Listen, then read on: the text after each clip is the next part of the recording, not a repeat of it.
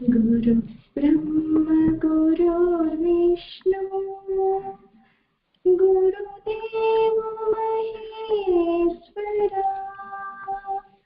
गुरु साक्षात् परब्रह्म तस्मै श्री गुरवे नमः। गुरु ब्रह्म गुरुर्विष्णु गुरुदेव महेश्वरा गुरु साक्षात् परब्रह्मं तस्मै श्री गुरवे नमः। ज्ञानमूलं गुरुमूर्तिः पूजामूलं गुरुपादम् मंत्रमूलं गुरुवाक्यम् मोक्षमूलं गुरुकृपा ब्रह्म गुरुर्विष्णु गुरुदेव महेश्वरा गुरु साक्षात् परब्रह्मं तस्मै श्री गुरवे। గయ్యలోని విష్ణువే చటోపాధ్యాయుడికి కనిపించి నేను నీ ఇంటికి రావాలనుంది, నీ కడుపును పుట్టాలనుంది అని అడుగుతాడు. అడిగితే చటోపాధ్యాయుడు వద్దు వద్దంటాడు. ఎందుకంటే నువ్వు చూస్తే విష్ణువి, నేను చూస్తే అంత ఆస్తంతా పోగొట్టేసుకుని ఉన్నాను, నీకు బాగా భోజనం పెట్టలేను, నీకు అన్ని చక్కగా పట్లు భోజనాలు సౌకర్యాలన్నీ నేను కలిగించలేను, అందుకని చెప్పేసి నీకు విష్ణుమూర్తివి కదా, విష్ణు అంటే భగవంతుడు వస్తున్నాడంటే అన్నీ పెట్టాలనుకుంటాం. అలాగా ఆయన చటోపాధ్యాయ వద్దు వద్దంటాడు. వద్దు వద్దంటే రామకృష్ణుడు ఒప్పిస్తాడనమాట. నువ్వు ఏది పెడితే అది తింటాను, ఏది ఇస్తే అది కట్టుకుంటాను, కానీ వచ్చేస్తాను నీకు అని చెప్పేసి వచ్చేస్తాడనమాట.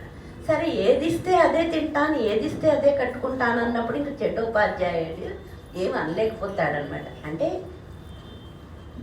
ఆ రాముడే, ఆ కృష్ణుడే మళ్ళీ రామకృష్ణుడుగా వచ్చాడు. అటువంటి రామకృష్ణుడు చటోపాధ్యాయుడికి కల్లో కనిపించి ఆయన ఇంటికి వస్తున్నాను అని చెప్పి మరీ భూమి మీదకి వచ్చాడనమాట. ఆయన రావటంలోనే అంత వైభవం. ఆయన వస్తా ఆయన ఒక్కడే రాకుండా భూమి మీదకి వచ్చినప్పుడు కూడా మరి ఇప్పుడు మనకి ఇక్కడికి వచ్చినప్పుడు కుటుంబంగా వచ్చేసాడు, అక్కడికి వచ్చినప్పుడు ఏమో వివేకానందుడు తీసుకుని వచ్చేసుకున్నాడు. నేను భూమి మీద పని చేయడానికి వెళ్తున్నాను నా వరకు, నువ్వు కూడా సాయం రా అని చెప్పేసి వివేకానందుడిని సాయంగా తీసుకుని, ఒక ఋషిని సాయంగా తీసుకుని వచ్చేసాడనమాట. అంటే ఆయన పని నిరంతరం భూమి మీద మనల్ని అనుగ్రహించడానికి వచ్చేటప్పుడు అంత చక్కగా మళ్ళీ వాళ్ళందరినీ తెచ్చుకోవటం, మళ్ళీ వివేకానందుడిని ప్రత్యేకించి తీసుకొచ్చుకోవటం, ఇవన్నీ ఏంటంటే మన మీద, మానవుల మీద భగవంతుడికి ఎంత కృప ఉంది, ఎంత దయ ఉంటుంది గురువుగా వచ్చినప్పుడు. అవన్నీ మనకి రామకృష్ణుడు ద్వారా మనం చూస్తా ఉన్నాం. రామకృష్ణుడు అంటే మనకు అంతకుముందు ఇష్టం ఉన్నప్పటికీ నాన్నగారు రామకృష్ణుడి యొక్క గొప్పతనం చెప్పినప్పుడు, ఆయన హృదయాన్ని మనకి ఇచ్చినప్పుడు మనకి ఏంటంటే ఆయన పట్ల అంత ప్రేమ, అంటే భగవాన్ పట్ల ఎంత ప్రేమో రామకృష్ణుడి పట్ల. అంటే దేహాలు వేరైనప్పటికీ లోపల ఉన్నది ఒకటే వస్తువు కాబట్టి, ఆ ఏక వస్తువే కాబట్టి వాళ్ళ పట్ల మనకి వాళ్ళు చేసిన పని కానీ వాళ్ళు చూపించిన దయకు కానీ మన మనసు కరిగిపోతూ ఉంటుంది, ద్రవించిపోతూ ఉంటుంది. వాళ్ళు తలుచుకోగానే మనకి ఆనందం వచ్చేస్తూ ఉంటుంది. అంటే వాళ్ళ దయా స్వరూపులు, కరుణా స్వరూపులు. భగవాన్ ఏమో జ్ఞాన అవతారం, రామకృష్ణుడేమో సాధన అవతారంగా చెప్తారు. మనం భగవాన్ మాటలన్నీ చెప్పుకుని సాధన ఏం లేదంటాం. రామకృష్ణుడు మాటలు చెప్పుకున్న తర్వాత సాధన ఎంత చేయాలో నిరంతరం ఆయన మనకు తెలియజేస్తూ ఉంటాడు. ప్రతి నిమిషము ఆయన సాధన అవతారంగా వచ్చి మనకి సాధన ఎలా చేసుకోవాలో అవన్నీ ప్రతి మాటలోని ఆయన మనకి గైడ్ చేస్తూ ఉంటాడు. అంటే మనం ఎప్పుడైనా సోమరిలాగా ఉండకుండా, సాధన వదిలిపెట్టకుండా, ప్రయత్నం వదిలిపెట్టకుండా రామకృష్ణుడు మనల్ని ఎప్పటికప్పుడు గాడి మీద పెడతా ఉంటాడు అనమాట. అంటే మనం పాడైపోకుండా మనల్ని రక్షించటానికే వాళ్ళు ఒక దేహం తీసుకుని వచ్చారు కాబట్టి మనని అనుగ్రహించడానికి వచ్చారు కాబట్టి ఎప్పటికప్పుడు మనకి ఎలా జీవించాలో, ఎలా ఆలోచించాలో, ఎలా పని చేయాలో అవన్నీ వాళ్ళు మనకి చూపించేశారు. అంటే రామకృష్ణుడు ఎవరైతే రాముడు, ఎవరైతే కృష్ణుడు, ఆయనే రామకృష్ణుడుగా వచ్చాను అని చెప్పేసి మనం అనుకోవటం కాదు, రామకృష్ణుడే వివేకానందుడితోటి అంటాడనమాట. అంటే ఆయన యొక్క ఔన్నత్యం నాన్నగారు ఎప్పుడు చెప్తా ఉండేవారు, భగవంతుడి యొక్క ఔన్నత్యం మనకి అందదు, ఆయన చెప్పుకుంటేనే మనకు అందుతుంది అని. భగవద్గీతలో కృష్ణుడు ఎంత ఎంత వివరంగా భగవంతుడి గురించి అన్ని విషయాల్లో ఎంత వివరంగా ప్రతి మాటలోని ఆయన ఔన్నత్యాన్ని తెలియజేశాడో, అలాగే రామకృష్ణుడు కూడా నిరంతరం ఆయన ఔన్నత్యాన్ని భక్తులకి తెలిస్తేనే మనం బాగుపడతాం కాబట్టి వాళ్ళు నిరంతరం వాళ్ళ యొక్క ఔన్నత్యాన్ని చూపిస్తా మనల్ని అటువైపుగా, అంటే వాళ్ళు ఏ ఆనందాన్ని పొందారో, ఏ శాంతిని పొందారో ఆ శాంతి స్థానానికి తీసుకువెళ్ళటమే వాళ్ళ గమ్యం కాబట్టి, మన మీద అనుగ్రహం కాబట్టి అటుగా మనల్ని తీసుకువెళ్తా ఉంటారు. ఎందుకయ్యా వాళ్ళ ఔన్నత్యం చెప్పాలి అంటే, శాంతిని పొందటానికి, ఆనందాన్ని పొందటానికి. ఎక్కడ ఈ సృష్టిలో భగవంతుడి స్థితి తప్పితే, ఆత్మస్థితి తప్పితే, చైతన్య స్థితి తప్పితే ఈ సృష్టిలో మిగిలింది ఏ దేని వల్ల మనం ఆనందం పొందినట్లు అనుకుంటాం. అవన్నీ క్షణికమైన ఆనందాలు. అందుకని శాశ్వతమైన ఆనందాన్ని పొందటానికి, తరుగులేనటువంటి ఆనందాన్ని పొందటానికి, శాంతిని పొందటానికి వాళ్ళ వైభవాన్ని మనకి తెలియజేసి మనల్ని అందరినీ కూడా ఆయన మన హృదయంలో ఉన్నటువంటి స్థానానికి మనందరినీ, మన మనసును అన్నింటినీ కూడా ఆ హృదయ స్థానం వైపు తోడుకు వెళ్తాడనమాట. అది గురువుల యొక్క గొప్పతనం. నాన్నగారు ఎప్పుడు రామకృష్ణుడి గురించి చెప్పాల్సి వచ్చిందంటే ముందు ఒకటే మాట చెప్పేవారు, అమ్మ కపటం ఎక్కడా కనిపించదు, అసలు రామకృష్ణుడిలో కపటం ఎక్కడా కనిపించదు. అంటే కపటం లేకుండా జీవిస్తేనే జ్ఞానం వస్తుంది అనేది రామకృష్ణుడు చూపించి నాన్నగారు మనందరికీ కపటం లేకుండా జీవించాలి అని. ఆయన మాట ఏదైనా మాట చెప్తే అమ్మా, ఆయన ఎక్కువ చదువుకోకపోవటం వల్ల మనందరం అదృష్టవంతులు. ఏదైనా ఒక దానికి మన ఆలోచనకి, మన మాటకి పట్ట తొడిగేస్తాము, అలంకరించేస్తాము. కానీ రామకృష్ణుడు ఏంటంటే మనకి నేకెడ్ స్పిరిచువాలిటీ, ఉన్నది ఉన్నట్లుగా అలా చెప్పటమే కానీ దానికి మన ఆలోచనని, మన భావాన్ని తోడించి పట్ట తొడిగే పని ఎప్పుడు చేయలేదమ్మా. అందుకని మనకి చాలా తేలికగా రామకృష్ణుడు అర్థమైపోతాడు, మనకి అందుబాటులో ఉన్నట్టు ఉంటాడు. ఏ మాట చెప్పినప్పటికీ ఆ మాట మనకి చాలా దగ్గరగా అనిపిస్తుంది అనమాట. ఎందుకంటే ఆ నేకెడ్ స్పిరిచువాలిటీ మూలాన్ని ఆయన ప్రతి దానిని కూడా ఉన్నది ఉన్నట్టుగానే చెప్పారు. కానీ దానికి ఎక్కడా కూడా ఆ మాటకి మళ్ళీ ఆ బట్ట తొడగలేదన్నమాట. మనం ఏంటంటే ఆ ఒక మాటని చెప్పేటప్పుడు దానికి అనేకంగా అలంకరించేస్తూ ఉంటాం. మన అహంకారంతో పాటు దాన్ని కూడా అలంకరించేస్తూ ఉంటాం. కానీ గురువులు ఏంటంటే ఎప్పుడు కూడా ఆ సత్యస్థితిని, నిజస్థితిని చాలా నిర్మలంగా, నిరాడంబరంగా ఆ ఉన్నటువంటి సత్యస్థితి యొక్క గొప్పతనాన్ని వాళ్ళ మాట ద్వారా మనకి అందజేసేస్తూ ఉంటారు.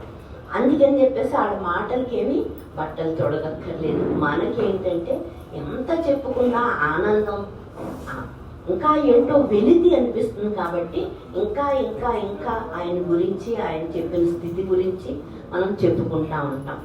అంటే రామకృష్ణుడు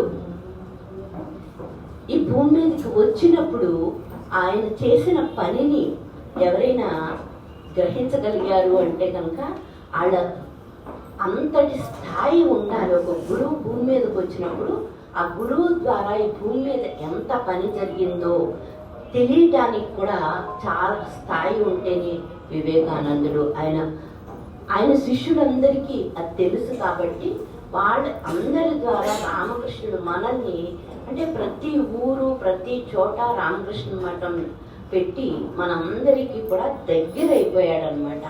అంటే అలాగ మనం అందరం ఎప్పుడు కలకటాయిలో ఆయన అక్కడికి వెళ్ళి మనం దర్శించుకోకపోయినా ఆయనే మనకి దగ్గరగా వచ్చి ప్రతి మాటని మనకి అందజేసి ఆయన మనందరి హృదయాల్లోని స్థానాన్ని పొందాడు. ఆ బ్రాహ్మీ స్థితి యొక్క వైభవాన్ని చెప్పాలి అంటే అసలు ఇప్పుడు రామకృష్ణుడు సరిగ్గా ఎవరైనా భక్తులు వచ్చినప్పుడే కొంచెం బట్ట వేసుకుని వచ్చేవారంట, లేకపోతే ఆయన రూమ్లో ఉంటే నేకెడ్గా ఉండేవారంట. కానీ అప్పుడు ఎవరిని లోపలికి రమ్మనేవారు కాదంట. మహేంద్రనాథ్ గుప్తా వచ్చినప్పుడు మటుకు ఆయన లోపలికి పిలిచేవారంట. అంటే ఈయన నేకెడ్గా ఉన్నా, నగ్నంగా ఉన్నా ఆయన ఎటువంటి వాడో మహేంద్రనాథ్కి తెలుసు కాబట్టి ఆయన మహేంద్రనాథ్ని లోపలికి పిలిచి ఆయన పక్కన కూర్చోబెట్టుకునేవారు. అంటే ఒక గురువు యొక్క స్థితిని మనం అందుకోగలిగితేనే, మన హృదయం అందుకోగలిగితేనే వాళ్ళు ఏ స్థితిలో ఉన్నప్పటికీ కూడా మనకి వాళ్ళ సమక్షంలో ఉండే అవకాశం వస్తుంది. ఎప్పుడు కూడా మహేంద్రనాథ్ గురించి రాంగారు చెప్తా ఉండేవారు, అమ్మ గురువులు అంటే ఎలా ఉంటారు. మహేంద్రనాథ్ అనేక సమస్యలు, ఆ కుటుంబ సమస్యలు అవన్నీ పడలేక చనిపోతాం అనుకుంటాడు. చచ్చిపోయే ముందు ఒక్కసారి రామకృష్ణుడిని దర్శించుకుని వచ్చిన తర్వాత చనిపోవాలి అనుకుని రామకృష్ణుడి దగ్గరికి వెళ్తాడు. రామకృష్ణుడి దగ్గరికి వెళ్ళిన తర్వాత ఆయనకి చనిపోవాలనే తలంపు పోవటంతో పాటు ఆ దేహంలోనే ఆయన జ్ఞానాన్ని పొందేస్తాడు. అది గురువు యొక్క గొప్పతనం అన్నమాట. అంటే మనం ఎక్కడికన్నా వెళ్ళినప్పుడు నాన్నగారు మనకి ఇచ్చేశారు, అది చేస్తారు అని చెప్తా ఉంటాం. అంటే మనకు వచ్చిన తలంపునైనా సరి చేయటమే కాకుండా మనకి జ్ఞానాన్ని ఇచ్చేస్తాడు గురువు. అటువంటి జ్ఞానాన్ని మనం అనుభవంలోకి తెచ్చుకున్నప్పుడు మాత్రమే మన గురువు యొక్క గొప్పతనం. మహేంద్రనాథ్కి అంత ప్రేమ, అంత విశ్వాసం వచ్చేసి ఆ విశ్వాసంతో, ఆ ప్రేమతోటి చేర్చుకుంటానో లేదో నా బడిలో అని చెప్పినటువంటి రామకృష్ణుడు ఆయన బడిలో చేర్చుకోవటమే కాకుండా ఆయనకు ఆ జ్ఞాన స్థితిని ఇచ్చేసాడనమాట. అంటే ఆ హృదయంలో ఉన్న మహేంద్రనాథ్ హృదయంలో ఉన్నటువంటి విశ్వాసం కానీ, రామకృష్ణుడి పట్ల ఉన్న భక్తి కానీ, ఆ సరెండర్ వల్ల కానీ ఆయన ఆ దేహంలో ఉండగానే ఆయన్ని ధరింపజేసేసాడు. అంటే గురువుకి అసాధ్యం లేదు. మన మైండ్ ఎటువంటి స్థాయిలో ఉన్నప్పటికీ ఆ స్థాయి నుంచి ఆయన్ని పొందేంత వరకు కూడా ఆయన అనుగ్రహించగలడు. అంటే అసలు హద్దులు లేనటువంటి ప్రేమ గురువుది అని మనకి రామకృష్ణుడు, భగవాన్ మనకి ఇవన్నీ తెలియజేస్తున్నారు. అంటే మనకి ఏదైనా గురువు దగ్గరికి వచ్చేటప్పటికి మనకి తెలుసో తెలియకో అనేక తప్పులు ఉండొచ్చు, అనేక బాధలు ఉండొచ్చు. ఆ బాధలన్నిటి నుంచి విడుదల చేయటమే కాకుండా మనకి ఆ దేహ బుద్ధి నుంచి కూడా విడుదల చేసి మనకి జ్ఞానాన్ని ఇవ్వగలిగినటువంటి శక్తివంతులు వాళ్ళు. అందుకని ఎప్పుడు కూడా ఆయన స్మరించుకోవటం వల్లే మనం ఈరోజు ఆయన్ని ఎందుకు స్మరించుకుంటున్నాము, ఎందుకు భగవంతుడు మనకి అవకాశాన్ని ఇచ్చాడు అంటే మనల్ని ధరింపజేయాలని ఆయన నిర్ణయం. కాబట్టి మనం రామకృష్ణుడిని, భగవాన్ని, వీళ్ళందరినీ స్మరించుకునే అవకాశం ఇచ్చారన్నమాట. లేకపోతే మనకి స్మరించుకునే అవకాశం ఇవ్వకపోతే మనకి ఆ జ్ఞానాన్ని పొందలేం. ఏదైనా సరే గురువు మనకి ఆ అవకాశాన్ని ఇవ్వవలసిందే. రామకృష్ణుడిది, గురువుది మనం అంతా చెప్పుకున్నప్పుడు నాన్నగారి దగ్గరికి వచ్చేటప్పటికి, భగవాన్ దగ్గరికి వచ్చేటప్పటికి మనం అంతా కూడా దేహ బుద్ధి ఉన్నప్పటికీ కూడా, ఇప్పటికి కూడా మనకి దేహ బుద్ధి ఉన్నప్పటికీ కూడా మన దేహ బుద్ధిని గురువుకి, భగవంతుడికి ఆపాదించకుండా దేహరహిత స్థితి, దేహం అక్కర్లేనటువంటి స్థితి, దేహంతో సంబంధం లేనటువంటి స్థితి, ఆత్మస్థితి, అది ఉండటం వల్లే ఆనందము. మనకి ఏంటంటే దేహం ఉంటేనే ఉంటాం అనుకుంటాం. కానీ రామకృష్ణుడికి, భగవాన్కి, జ్ఞానులకి, అవతార పురుషులు వాళ్ళందరి స్థితి ఏంటంటే బ్రాహ్మీ స్థితి. ఉండటమే ఆనందాన్ని ఇవ్వటమే.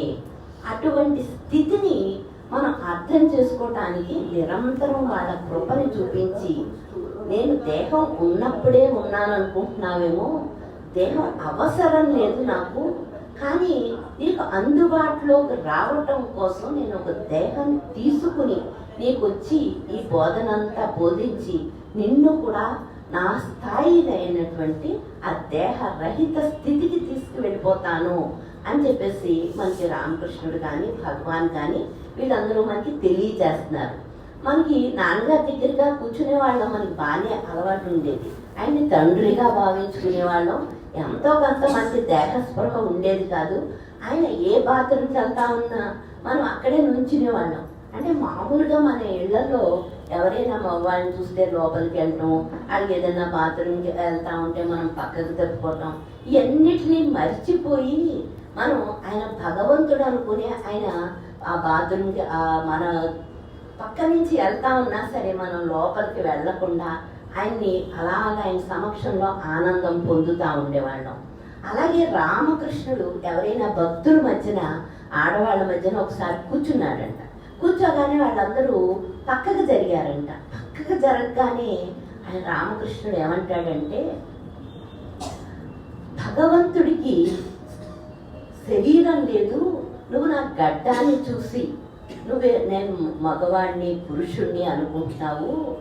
ఆత్మకి బ్రాహ్మీ స్థితికి స్త్రీ పురుష భేదం అనేది లేదు అని చెప్పేసి చక్కగా ఎందుకు పక్కకు తొలగటము? భగవంతుడు వచ్చి కూర్చున్నాడంటే ఆయన దేహమాత్రుడుగా మనం భావించకుండా దేహానికి అతీతమైన స్థితి అని మనకి అర్థమైనప్పుడు ఆయన్ని మనం దేహంగా చూడకుండా మనం ఆయన్ని ఆనందిస్తూ ఉంటాం. అంటే దేహరహిత స్థితి, ఆయన దేహమాత్రుడు కాదు అనేది మనకి ఎంత బాగా అర్థమవుతే వాళ్ళ కృపని అంతలాగా మనం పొందుతూ ఉంటాం. అందుకని రామకృష్ణుడు చక్కగా చిన్న చిన్న మాటలతోటి ఒక గడ్డం చూసి నేను పురుషుని అనుకుంటున్నావా? బ్రాహ్మీ స్థితికి స్త్రీ పురుష భేదం లేదు, సెక్స్ లేదు, దేహం లేదు. అటువంటి అనంతమైన శక్తి ఉంటుంది ఆ బ్రాహ్మీ స్థితికి. అది నీ కళ్ళకు కనిపించేది కాదు, అనుభవించేదే. అటువంటి బ్రాహ్మీ స్థితిని నువ్వు అర్థం చేసుకుని దాన్ని పొందటానికి ప్రయత్నం చెయ్యాలి. కాబట్టి ఆయన దేహరహితుడు. ఆయన అనుగ్రహం వల్ల మనం కూడా దేహబుద్ధిని పోగొట్టుకోవటానికని ఆయన అందరి ఆడవాళ్ల మధ్యన కూర్చుని ఆ దేహబుద్ధిని పోవటానికని చెప్పేసి చక్కగా ఈ మాటలన్నిటినీ తెలియజేసి అనుగ్రహించి, భగవంతుడంటే దేహమాత్రుడు కాదు, దేహం ఉన్నప్పటికీ లేనప్పటికీ అంతటా ఉండేటువంటి వాడే భగవంతుడు, అదే బ్రాహ్మీ స్థితి అని అందరికీ తెలియజేయటానికి వాళ్ళ దేహం వచ్చినప్పుడు, వాళ్ళు దేహరహిత స్థితిలో ఉన్నప్పుడు మాత్రమే అది సాధ్యమవుతుంది. కాబట్టి చక్కగా రామకృష్ణుడు ఆ బ్రాహ్మీ వస్తువు యొక్క వైభవాన్ని ఆయన జీవించి చూపించారు ఒక దేహం ద్వారా. అలాగే భగవాను, అలాగే నాన్నగారు. అంటే మనం దేహంగానే ఆయన్ని పూజించకుండా, దేహమాత్రుడుగానే ఆయన్ని సరిపెట్టుకోకుండా, దేహానికి అతీతమైన స్థితి అయింది. ఆ స్థితి మన లోపల కూడా ఉంది. దాన్ని పొందటానికి మనం ప్రయత్నించినప్పుడు మన దేహ బుద్ధిని పోగొట్టుకోవాలి, స్త్రీ పురుష భేదాన్ని వదిలేయాలి, సెక్స్ లోంచి బయటికి రావాలి. దేహానికి సెక్స్ కానీ ఆ బ్రాహ్మీ స్థితికి సెక్స్ అనేది లేదు. అంటే భగవంతుడికి సెక్స్ లేదు, ఆత్మకి సెక్స్ లేదు, సత్యానికి సెక్స్ లేదు, అది దేహానికి పరిమితమైనది అని మనకు అర్థమవుతే ఏంటంటే ఆ స్థితి ఔన్నత్యం తెలిసే కొలిదిని మనం ఆయన్ని ఎక్కువగా అర్థం చేసుకోవటానికి ప్రయత్నిస్తూ ఉంటేనే చక్కగా రామకృష్ణుడు ఈ మాటలన్నిటిని ఆయనకి నాన్నగారు ఎప్పుడు ఆయన జీవించి ఎలా చెప్పారో, భగవాన్ ఎలా జీవించి చెప్పారో, కృష్ణుడు రాముడు ఎలా జీవించి చూపించారో, అలాగే రామకృష్ణుడు కూడా భక్తుల అందరికీ కూడా ఇలాగా వాళ్ళు ఏ పని చేసినప్పటికీ, ఏ మాట మాట్లాడినప్పటికీ ప్రతిదీ అనుగ్రహమే అనేది మనకి తెలుస్తూ ఉంటుంది. అంటే వచ్చిన రోజే మనకి అర్థం అవ్వకపోయినా రోజు వాళ్ళతోటి, ఒక జ్ఞానితోటి, నాన్నగారితోటి మనకి అనుబంధం వల్ల రామకృష్ణుడి కానీ, భగవాన్ కానీ, కృష్ణుడు కానీ చెప్పిన మాటలు, మనకి వాళ్ళు చేసిన చేష్టలు, వాళ్ళు చూపించిన అనుగ్రహం, ఇవన్నీ మనకి అందుతూ ఉంటాయి. అందుకని మనం ఏ స్థాయికి వెళ్ళాలో ఆ స్థాయి గురించి మనకి అర్థం అవ్వటం కోసమే మళ్ళీ కృష్ణుడు గోపికల వస్త్రాభరణం అంటే దేహాత్మ బుద్ధిని తీసేయటం కోసమే ఆయన ఆ లీలను చేశాడు. అలాగే రామకృష్ణుడు కూడా ఆయన్ని దేహమాత్రుడుగా కాకుండా దేహరహిత స్థితి అయింది అని చెప్పేసి మనకి అర్థం అవ్వటానికి వాటిని అన్నిటినీ మనకి చేసి ఆయన ఆ లీలలన్నీ చేసి చూపించేవారు అనమాట. అంటే మనం ఆ బ్రాహ్మీ స్థితిని పొందాలి. మన గమ్యం భగవంతుడే, ఆత్మే, మన హృదయంలో ఉన్నటువంటి మన స్వరూప స్థితే మన గమ్యము అనేది మనం మర్చిపోకూడదు. మనం స్మరణ చేసుకోవచ్చు, పూజ చేసుకోవచ్చు, ఏది చేసుకున్నప్పటికీ, విచారణ చేసినప్పటికీ, ధ్యానం చేసినప్పటికీ ఆ బ్రాహ్మీ స్థితి యొక్క వైభవం తెలిస్తేనే మనం ఆ గమ్యాన్ని పొందుతాం. అందుకని చెప్పేసి నాన్నగారు మళ్ళీ మనకి ఇంత చక్కగా ఆ బ్రాహ్మీ స్థితికి సెక్స్ లేదు, ఇమ్మోర్టాలిటీ స్థితికి సెక్స్ లేదు అని చెప్పేసి మనకి మళ్ళీ తెలియజేస్తున్నారనమాట. మనం ఎక్కడో ఒక గడప దగ్గర ఆగిపోకుండా మన మనసుని ఆయన వైపుకు నడిపించుకోవటం కోసం, ఆయనలో ఐక్యం అవటం కోసం మనకున్న దేహ బుద్ధిని తీసేస్తేనే దాంట్లో మనం ఐక్యం అవుతాం. ఐక్యం అవుతేనే దేహ బుద్ధి నశిస్తుంది. కాబట్టి ఇంత చక్కగా మనకి తెలియజేశారు. మహేంద్రనాథ్కి చిన్న తలంపు, చనిపోవాలనే తలంపుని తీసేసి జ్ఞానాన్ని ఎలా ఇచ్చేశారో అలాగే ప్రతి భక్తుడు కూడా మనకున్న విశ్వాసాన్ని బట్టి అలాగ వచ్చేస్తుంది. ఒక భక్తుడు అడుగుతాడు, నీకు మనసుండగా, నీకు బుద్ధి ఉండగా నీ బుద్ధికి భగవంతుడు దొరికేస్తాడా?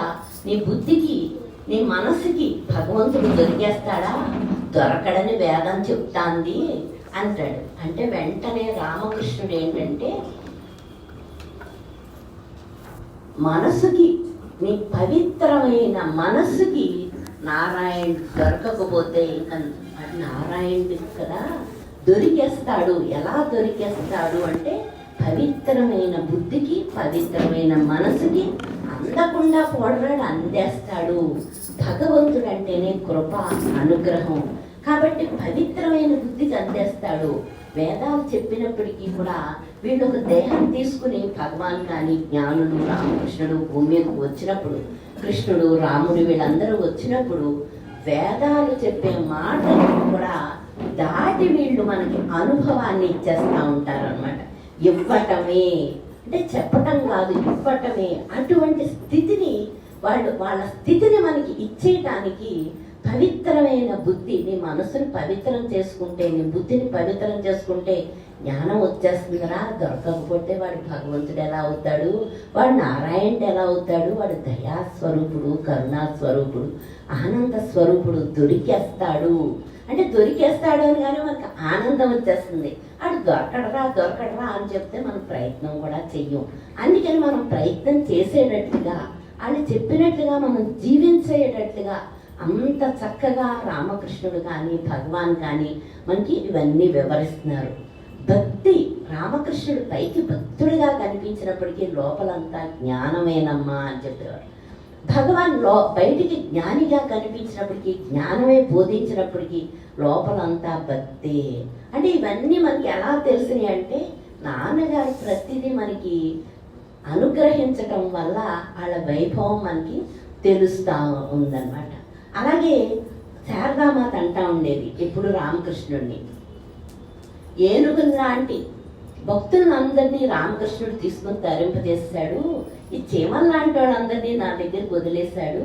కానీ ఆ చీమలను కూడా నేను ఏనుగులు చేసేస్తాను, వదిలిపెట్టే ప్రసక్తే లేదు. ఆ చీమలంతా కూడా ఏనుగుల్లాగా అయిపోయి వాళ్ళందరూ జ్ఞానాన్ని పొందేస్తారు అని చెప్పేసి శారదామాత చెప్తుంది. అంటే శారదామాత అంటేనే సహనం కాబట్టి ఆ చీమలను కూడా ఏనుగుల్లా మార్చగలిగిన శక్తి ఆవిడికి, అంత ప్రేమ, ఆప్యాయత మానవాళి మీద ఉంది కాబట్టి, భక్తుల మీద అంత చక్కగా ఆవిడ అంటే అందరికీ ఇచ్చేయగలను. కొంచెం వెనకో ముందో, ఒక రోజు అటో ఇటో, ఒక జన్మ అటో ఇటో, కానీ అందరికీ వచ్చేస్తుంది. ఎటువంటి వాళ్ళకైనా సరే జ్ఞానం వచ్చేస్తుంది, అసాధ్యం అనేది లేదు అని చెప్పేసి మళ్ళీ చక్కగా శారదామాత చెప్తుందన్నమాట.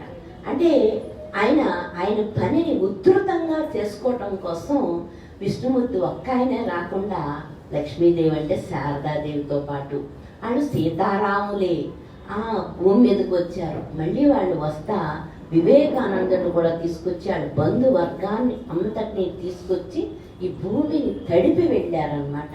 అంత అనుగ్రహం ప్రతి దాంట్లోని జరగదు. అంటే వాళ్ళు మనల్ని అంత అనుగ్రహించాలి అని వచ్చినప్పుడు మాత్రమే మనం కూడా అంత ప్రేమ, వాళ్ళ ప్రేమలో మన మనసు కరిగిపోతుంది. కానీ మనం చేసే సాధనలకు కాదు, వాళ్ళ ప్రేమ అటువంటిది. ఆ ప్రేమలోనే కరిగిపోవాలి, వాళ్ళు చూపించే ప్రేమకి. అందుకని నిరంతరం రామకృష్ణుడు, శారదామాత, వివేకానందుడు మానవాళి పట్ల ఎంతో ప్రేమను చూపించి ఎంత కష్టం ఉన్నప్పటికీ, ఎంత సామాన్యుడైనప్పటికీ, వాళ్ళకి చదువుకోకపోవడం రాకపోయినప్పటికీ నాన్నగారు ఎప్పుడు అంటూ ఉండేవారు, అమ్మ రామకృష్ణుడు ఒక సంతకం పెట్టాలి అంటే ఒక 10 పేజీలు చింపేసేవాడమ్మా సంతకం పెట్టడం రాక అని. మనకి అది చదివిన వెంటనే ఏమనిపిస్తుంది, ఆ సంతకం పెట్టడం రాకపోయినప్పటికీ భగవంతుడి పట్ల ప్రేమ ఉంటే కనుక మనకి జ్ఞానం వచ్చేస్తుంది అనేది మనకి దాని ద్వారా తెలియజేస్తున్నారనమాట. ఆయనకి చదువేంటి, ఆయన జ్ఞానస్వరూపుడు, చదువులన్నీ ఆయన కంఠంలో ఉన్నాయి.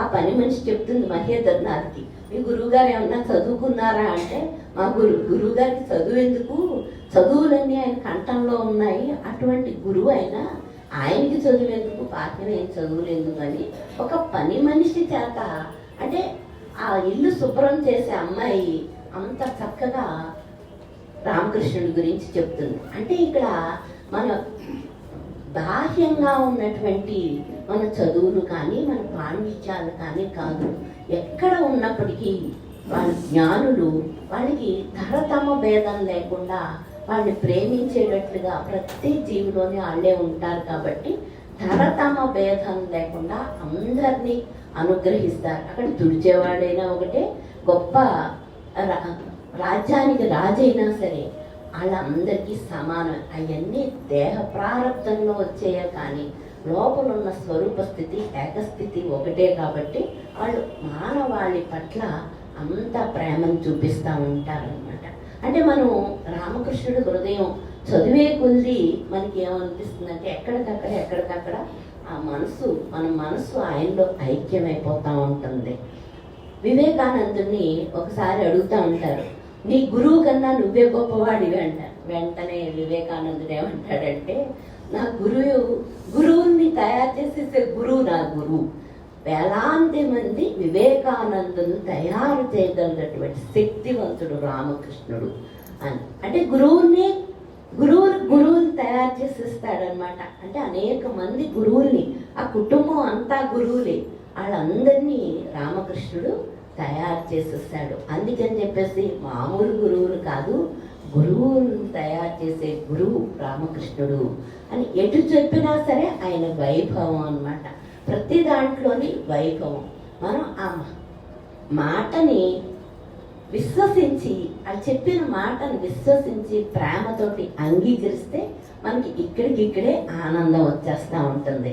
అవునా కాదా అని అనుమానం పెట్టుకుంటే మన స్వరూప స్థితిలో, మన మనసులో ఉన్నటువంటి స్థితి, ఆ శాంతిని కోల్పోతాం అనుమానంతో. ఆ స్వరూప స్థితిని పొందటానికి అనుమానమే అడ్డం వచ్చేస్తుంది.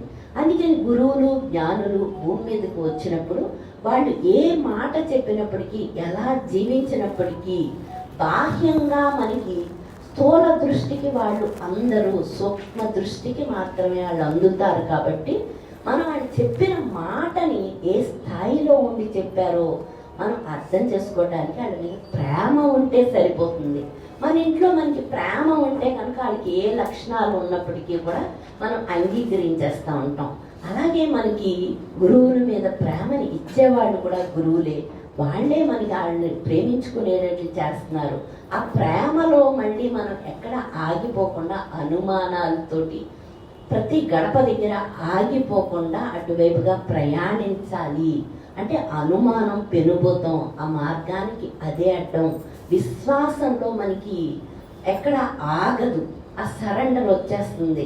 కానీ ప్రతిదీ అనుమానిస్తూ ఉంటే, అంటే అనుమానించేవాడు ఆ తెలివి అనుకుంటాం మనం, అనుమానించేవాడే అడ్డము, మన జీవుడే అడ్డము. ప్రతిదీ అనుమానించకుండా చెప్పింది చెప్పినట్లుగా మనం అంగీకరిస్తూ ఉంటే, సరెండర్ అవుతూ ఉంటే మనకి ఆనందం వచ్చేస్తుంది. అది మనం నేర్చుకోవాల్సింది ఏంటయ్యా అంటే, ఎక్కడికక్కడ అనుమానించి ఆగిపోకుండా హద్దులు లేనటువంటి ప్రేమని వాళ్ళు మన మీద చూపించినప్పుడు మనం హద్దులతోటి, మన ఆలోచనతోటి, మన అహంకారంతో, మన దేహబుద్ధితోటి ఎక్కడో చోట ఆగిపోతూ ఉంటాం.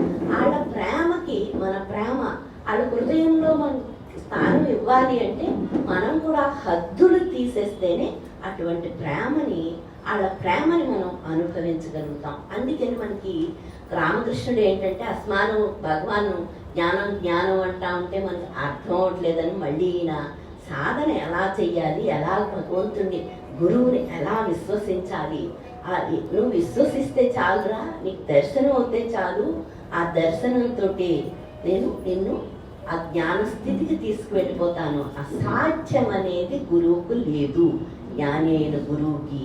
విష్ణుమూర్తే మళ్ళీ మన కోసం ఈ భూమి మీదకి వచ్చి మనకి ఇవన్నీ ఆయన జయంతి చేసుకుంటున్నామంటే వాళ్ళకేం అక్కర్లేదు. జయంతులు ఎందుకు చేసుకుంటున్నామంటే మన మనస్సు పవిత్రం అవటానికి, మన ప్రేమని పెంపొందించుకోవటానికి, అందరం కలిసి చేసుకోవటం వల్ల మనలో ఐక్యభావం పెరగాలి. అంటే అక్కడ ఇండివిజువల్ ఐ లేదు భగవంతుడిలో, గురువులో. మనం కూడా ఆ ఇండివిజువల్ ఐని పోగొట్టుకోవటానికి, ఐక్యభావాన్ని పెంచుకోవటానికి మనం ఈ జయంతులన్నిటినీ చేసుకుని ఏది పోగొట్టుకోమంటున్నాడో దాన్ని పోగొట్టుకోవటానికి ప్రయత్నిస్తే మనకి జ్ఞానం వచ్చేస్తుంది. కాబట్టి మనం అందరం కలిసి ఎవరింట్లో వాళ్ళు చేసుకున్నప్పుడు ఆనందం వస్తుంది. కానీ ఇక్కడ అందరం కలిసి చేసుకునేటప్పుడు ఐక్య భావం వస్తుంది.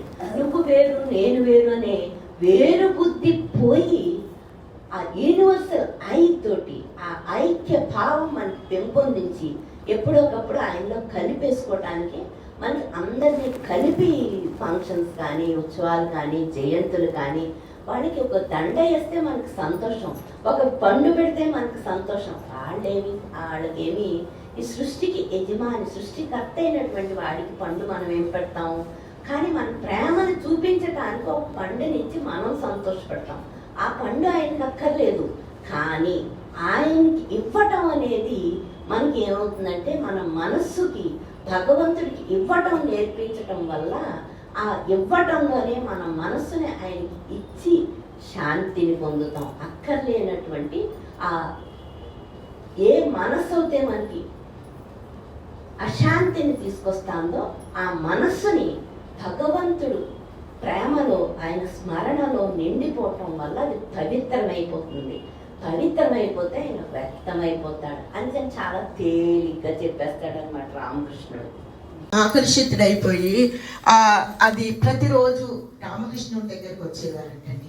అయితే రామకృష్ణుడు అనేవారంటండి, నేను హాస్పిటల్లో నీకు పెళ్ళయిందా అన్నారంటండి. పెళ్ళయింది అన్నాడంటండి. పిల్లలు ఉన్నారా అన్నారంటండి. పిల్లలు ఉన్నారు అన్నాడంటండి. అయితే కేసు ముదిరిపోయింది, చాలా సీరియస్ కేసు, హాస్పిటల్లో చేర్చుకుంటాను, కానీ కేసు సక్సెస్ అవుతుందో ఫెయిల్ అవుతుందో నాకు తెలియదు అని ఈ మాటలన్న రామకృష్ణుడు వాడిని, ఆ మహేంద్రనాథ్ గుప్తుని ఏ స్థాయిలోకి తీసుకెళ్లాడంటే, వాడిని అత్యున్నత శిఖరాలకి, ఆయన పొందిన స్థితిని వాడికి పొందింపచేశాడండి. అంతటి వైభవానికి తీసుకెళ్లారంటండి రామకృష్ణుడు. అంటే ఒక మహాత్ముడు సమక్షానికి మనం వెళ్ళామనుకోండి, అంటే మనం చేసే సాధనలు తక్కువ ఉన్నా ఆయన అనుగ్రహం వల్ల మనం ఆ ఉన్నత స్థాయికి, ఆ చైతన్య స్థాయిలో అభివృద్ధిలోకి వెళ్ళిపోతూ ఉంటామండి. అయితే ఈ మహేంద్రనాథ్ గుప్తాకి డైరీ రాసే అలవాటు ఉందంటండి.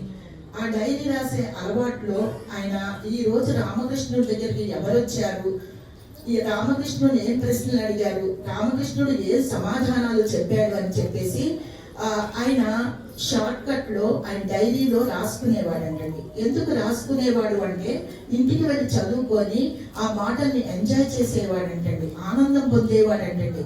ఆ చదువుకొని ఆనందం పొందడానికి ఆ మాటలన్నీ రాసుకునేవాడంటండి. అయితే అది ఎవరి కోసం అని కాదు, తన కోసం, తన ఎంజాయ్ చేయడానికి రాసుకునేవాడంటండి. అయితే ఆ రామకృష్ణుడు, ఆ మహేంద్రనాథ్ గుప్తా రాసిన మాటలు ఈనాడు gospel of Shri Ramakrishna book వెలువరించడం జరిగిందండి. ఎంతో మంది భక్తులు ఆ గోస్పెల్ ఆఫ్ శ్రీ రామకృష్ణ చదివి భక్తులు అయిపోయారంటండి. ఒకరోజు నాన్నగారు ఒక ఆయనకి, ఒక నాస్తికుడు లాంటి ఆయనకి నాన్నగారు రామకృష్ణ మఠానికి తీసుకెళ్లారంటండి. రామకృష్ణ మఠానికి తీసుకెళ్లి అక్కడ రామకృష్ణుడి జీవిత చరిత్ర గోస్పెల్ ఆఫ్ శ్రీ రామకృష్ణ కొని నాన్నగారు స్వయంగా ఆయనకి ఇవ్వబోతుంటే, నేను చదవను నాన్నగారు ఆ పుస్తకాలు అన్నాడంటే. ఆ పుస్తకం నేను చదవను అని చెప్పాడంట. పోనీలన్నీ మీ ఇంట్లో టేబుల్ మీద పెట్టుకోండి అని చెప్పారంట నాన్నగారు. అయితే ఆ నాన్నగారు ఇచ్చిన వేళా విశేషమేమో కానీ ఆయన టేబుల్ మీద పెట్టుకొని ఆ పుస్తకాన్ని చదివాడంటండి. ఆయనలో భక్తి భావం అభివృద్ధిలోకి వచ్చేసి తర్వాత 200 పుస్తకాలు కొని ఎంతో మందికి పంచిపెట్టాడంటండి. అంటే ఒక మహాత్ముడు, ఒక అవతార పురుషుడు రచించిన గ్రంథం. ఆయన మాటలు ఎంతో శక్తివంతంగా ఉంటాయండి.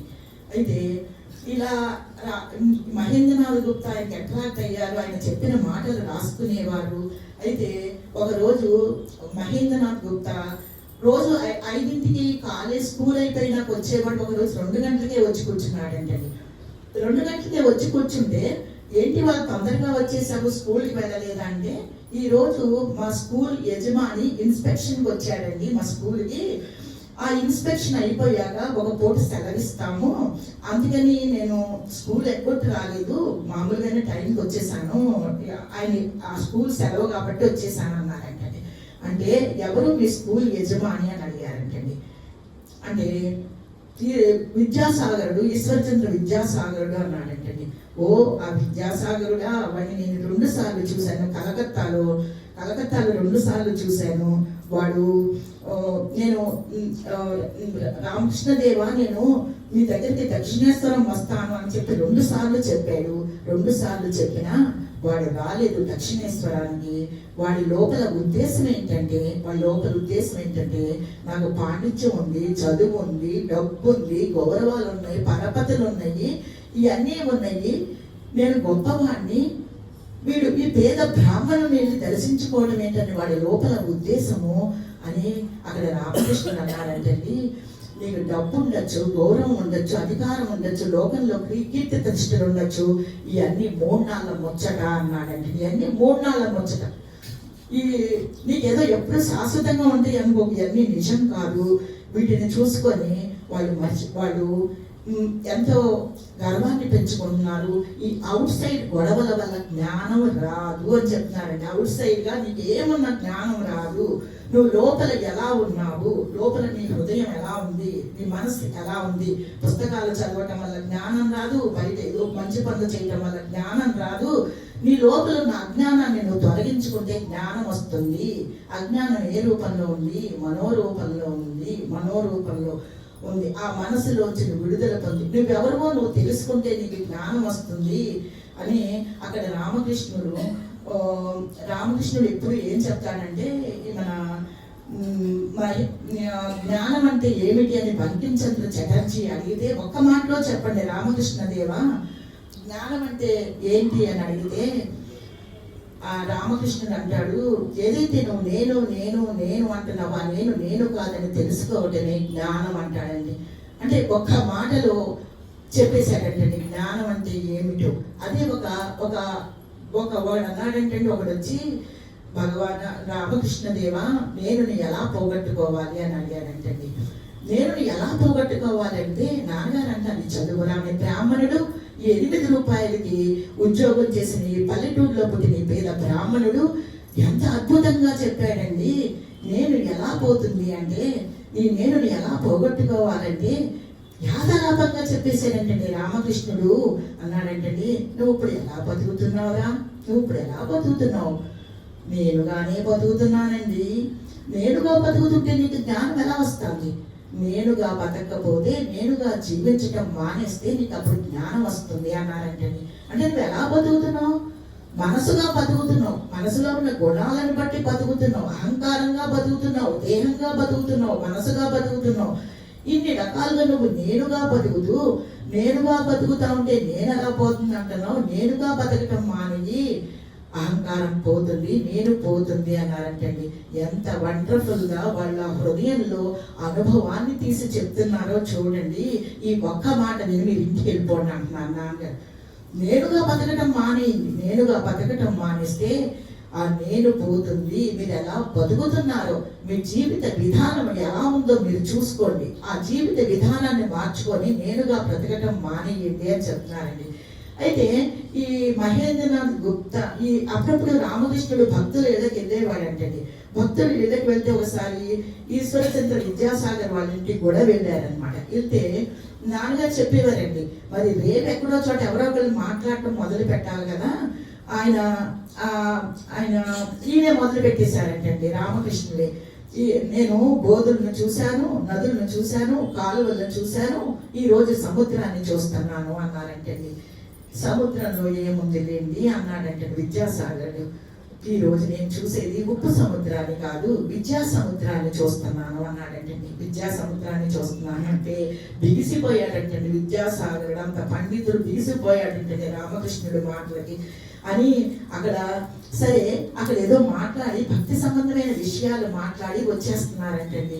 వచ్చేస్తుంటే కూడా ఉన్నవాళ్ళు, రామకృష్ణుడితో కూడా ఉన్నవాళ్ళు ఏమన్నారంటే, ఆయన చాలా గొప్పవాడండి, ఎన్నో కాలేజీలు కట్టించాడు, హాస్పిటల్స్ కట్టించాడు, ఎంతో మంది పేదవాళ్ళకి హెల్ప్ చేస్తూ ఉంటాడు అని ఆయన వైభవాన్ని చెప్తా ఉంటే అప్పుడు రామకృష్ణ అన్నాడంట, తోక తెగలేదుగా అన్నాడంట. తోక తెగాలి కదా, అహంకారం పోవాలి కదా, నేను చేస్తున్నాననే బుద్ధి పోవాలి కదా. నేను చేస్తున్నాననే బుద్ధి పోకుండా నీకు ఎన్నోటి ఏమి ప్రయోజనం? జన్మలు వచ్చేస్తాయి కదా. అయితే వాడిది మంచి బుద్ధి, దయ కలిగిన వాడు, సద్బుద్ధి కలవాడు. అయితే ఏదో ఒక నాటికి వాడు ఇంకా బుద్ధి పరిధిలో బుద్ధితో తాదాప్యం పొందుతున్నాడు. అక్కడ కర్తృత్వ బుద్ధి ఉంది. ఆ బుద్ధిని దాటి చైతన్య స్థాయిలో చైతన్యంతో తాదాప్యం పొందితే గాని వాడు ఆ స్థాయికి చేరడు. అంటే ఇక్కడ ఏమంటున్నారంటే, వాడు సంపాదించుకున్న సామాగ్రి సరిపోదు ఇంకా మోక్షానికి. వాడు ఇంకా చాలా సామాగ్రి సంపాదించుకోవాలి మోక్షం పొందటానికి అంటాడండి రామకృష్ణుడు. అంటే తోక తెగాలి, తోక తెగితే జ్ఞానం, అహంకారం పోవాలి, కర్తృత్వ భావన పోవాలి. అది పోతేనే కానీ మనం ఆ కర్తృత్వ భావనలోంచి విడుదల పొందాలి. కర్తృత్వ భావన వల్లే దుఃఖం వస్తుంది. వాడికి ఆ తోక తెగలేదు అన్నారు. అయితే సత్కర్మలు చేయటం వల్ల, దైవీ సంపదని ప్రాక్టీస్ చేయటం వల్ల, ఆ భక్తిని అభివృద్ధి చేసుకోవటం వల్ల మనము ఈ కర్తృత్వ బుద్ధిలోంచి మనం విడుదల అవుతామని చెప్తూ రామకృష్ణుడు నాన్నగారు అంటున్నారండి. రామకృష్ణుడు ఒక మాట చెప్పాడమ్మా, ఈ ఒక్క మాట వింటే నాకు మన జీవితానికి ఇది సరిపోతుంది అని అనిపించిందమ్మా అంటున్నారండి.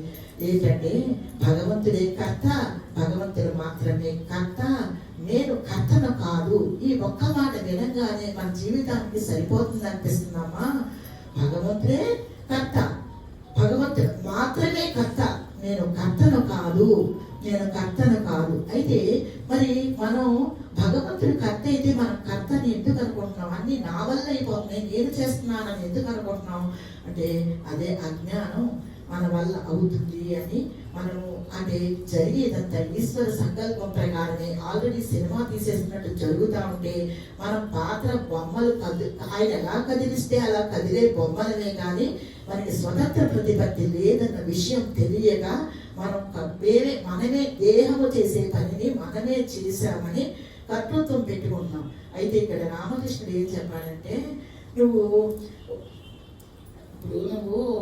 ఈ కర్తృత్వ బుద్ధి వల్ల నీకు దుఃఖం వస్తుంది. ఈ కర్తృత్వం లేకుండా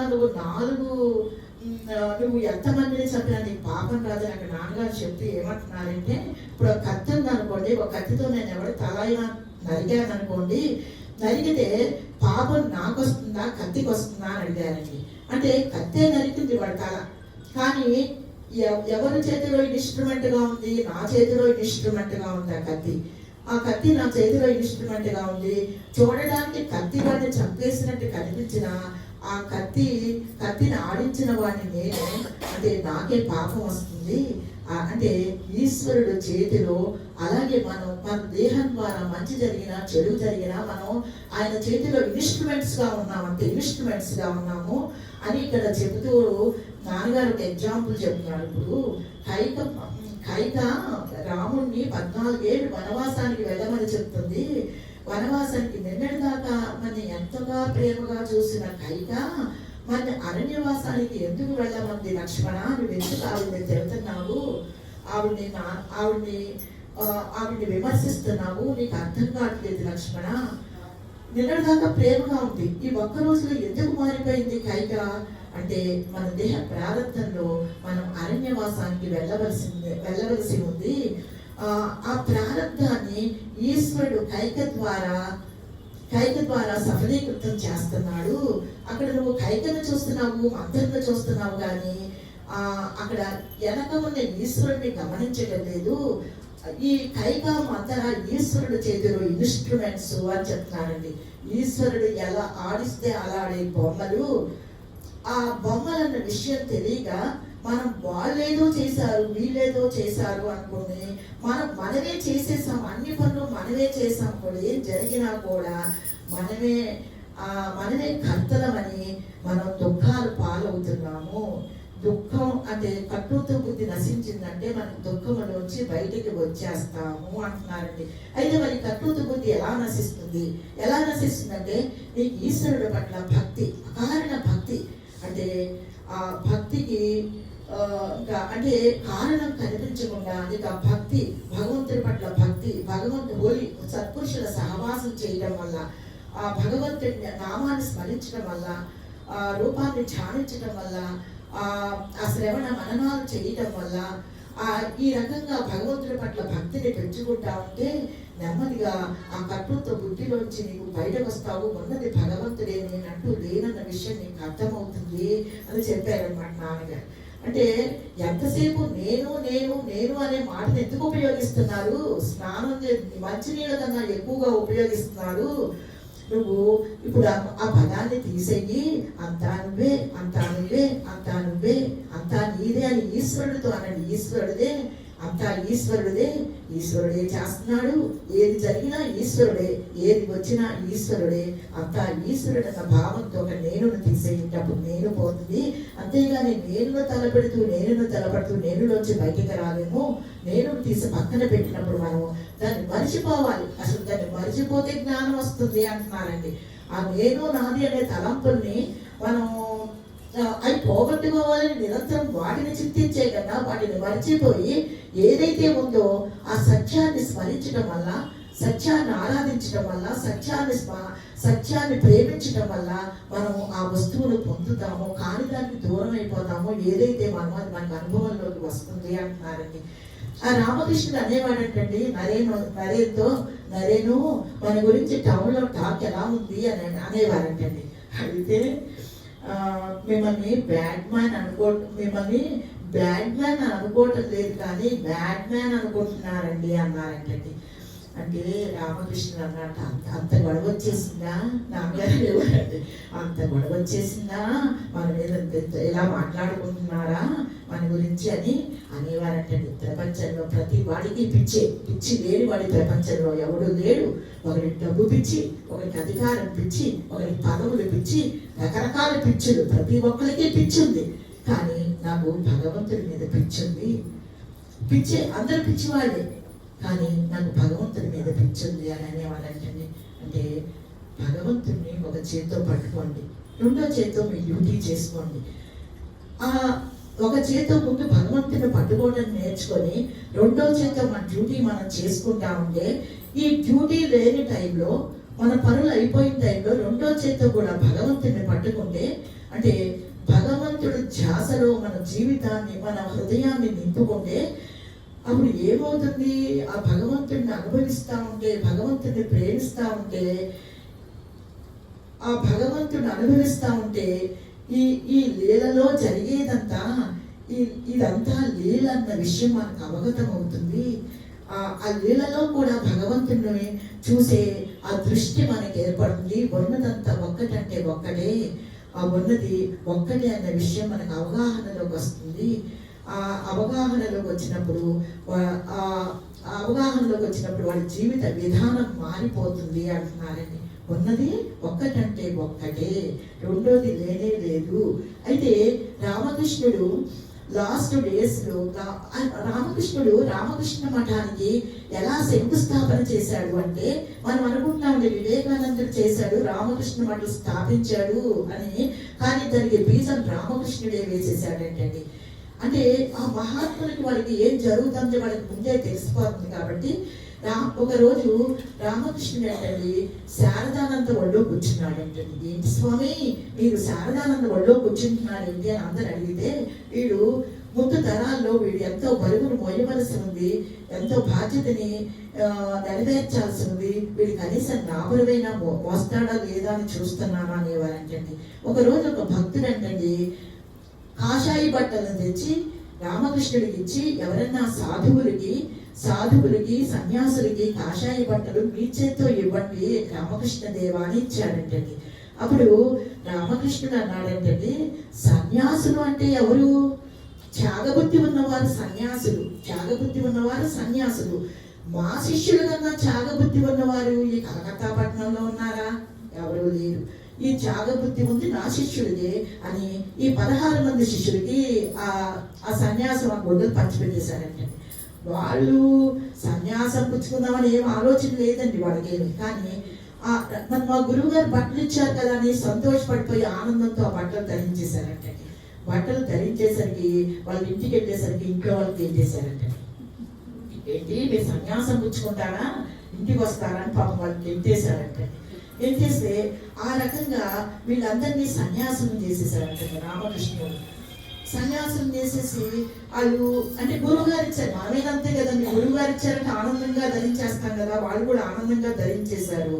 అయితే ఈ నరేను వీడికి కొద్దిగా వైరాగ్య బుద్ధి ఉందంటండి. వైరాగ్య బుద్ధి ఉంటే వాడు రామకృష్ణుడు దేహంలో ఉండగానే సన్యాసం తీసుకోవాలని చెప్పి నిర్ణయించుకొని ఎక్కడికో వెళ్ళిపోదాం అనుకున్నాడంటండి. అప్పుడైతే రామకృష్ణుడికి ఆ విషయం తెలిసి నరేంద్రుడిని పిలిచి, నువ్వు సన్యాసం తీసుకోవద్దు, నా దేహం మరణించాక తీసుకుందు, నువ్వు అప్పుడు దాకా నువ్వు ఎక్కడికి వెళ్ళడం కానీ సన్యాసం తీసుకోవడం కానీ చెయ్యొద్దు అని చెప్పారంటండి. అయితే ఈ రామకృష్ణ మఠకి అక్కడే బీజం వేసేసారండి. బీజం వేసేసారు. ఆ తర్వాత ఈ వివేకానంద అమెరికాకి వెళ్ళి ఆ సర్వమత మహాసభల్లో మాట్లాడటానికి వెళ్ళి అక్కడ అంటే అంత ఇంగ్లీష్ అనర్గళంగా మాట్లాడగలంటండి వివేకానందుడు. అక్కడ ఆ సర్వమత సభల్లో హిందూ మతం గురించి చెప్పడానికి వెళ్ళినప్పుడు ఆయనకి కొద్దిగా ఆ ప్లేస్లో మనం కాని దేశం, మనం కాని భాష, వాళ్ళ భాష మనం మాట్లాడతామని కొద్దిగా ఫియర్ లాగా వస్తే, అప్పుడు ఆయన ఆ ప్రెసిడెంట్ పేరు పిలిస్తే వివేకానంద ఫ్రమ్ ఇండియా అంటే తర్వాత మాట్లాడతాను అని చెప్పి ఆగాడంటండి. ఆయన ఇంకో నలుగురిని పిలిచాక మళ్ళీ పిలిచాడంటండి వివేకానందుని. వివేకానందుడు మళ్ళీ అనబోయాడంటండి ఇంకొకసారి, ఇంకా నలుగురు అయ్యాక చెప్తాను అని. అంటే ఇంకా నువ్వు చెప్పకపోతే ఇంకా నేను ఇంకా పిలవనని చెప్పేశాడంటండి. అప్పుడు ఇంకా లేచి స్టేజ్ మీద నుంచున్నాడంటండి. వివేకానందుడు అందగాడంటండి, ఒక వైభవం, ఒక నుంచోగానే అందరికీ ఒక అట్రాక్షన్ అంటండి.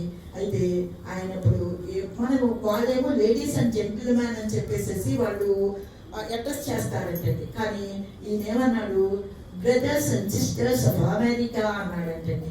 వాళ్ళు ఇంకా ఆనందంతో షౌట్లు కొట్టేశారంటండి. అసలు ఒక్క brothers and sisters of America అనేసరికి సోదరీమణులారా అనే ఆ వాక్యానికి వాళ్ళకి ఆ హృదయం నుంచి ఆనందం పొందుకొచ్చేసిందంటే, ఆ ప్రేమకి, ఆ ఆప్యాయతకి వెంటనే షౌట్స్ విపరీతంగా కొట్టేశారంటండి. ఆయనకి కాన్ఫిడెన్స్ వచ్చేసిందంటండి, నేను చెప్పగలనని.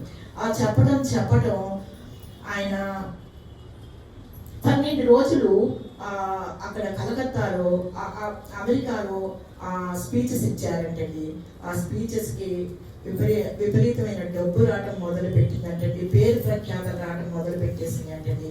ఆ డబ్బు తెచ్చి వేలూరు మఠంలో ఆ స్థలం కొని ఆస్తులు, ఆ బిల్డింగ్స్ అవన్నీ కట్టారంటండి. బిల్డింగ్స్ అన్నీ కట్టి ఆ వేలూరు మటుకి అన్నీ చేసి ఆ బిల్డింగ్స్ అన్నీ కట్టి మిషన్ స్థాపించారంటండి. అయితే ఈ మిషన్ స్థాపించేటప్పుడు మహేంద్రనాథ్ గుప్తా మనకి ఏం అవసరం, ఇప్పుడు మిషన్ స్థాపించి మనం సేవ చేయాలా, మనంతట మనం తరిద్దాము, మనంతట మనం సాధన చేసుకొని తరిద్దాము, ఇప్పుడు మిషన్ పెట్టి కార్యక్రమాలు సేవా కార్యక్రమాలు అన్నీ మనం చెయ్యాలా అని చెప్పి వివేకానందుడితో విభేదిస్తే అప్పుడు వివేకానందుడు అన్నాడట, ఎంతసేపు పూజ చేయగలవు, ఎంతసేపు జపం చేయగలవు, ఎంతసేపు ధ్యానం చేయగలవు నువ్వు, అంటే మనం ఒక పని చేసినప్పుడు ఆ పని మనకి ఉపయోగపడాలి, ఆ పని ఇద్దరికి ఉపయోగపడతా ఉంటే ఎట్ ఏ టైం ఇద్దరికి మనకి ప్యూరిటీ వస్తుంది, ఎదుట వాళ్ళ సమాజాన్ని కూడా బాగు చేసిన వాళ్ళం అవుతామని చెప్తే అప్పుడు ఇంకా ఒకసారి ఇంకా మహేంద్రనాథ్ గుప్తా మౌనంగా ఉండిపోయాడు అనమాట.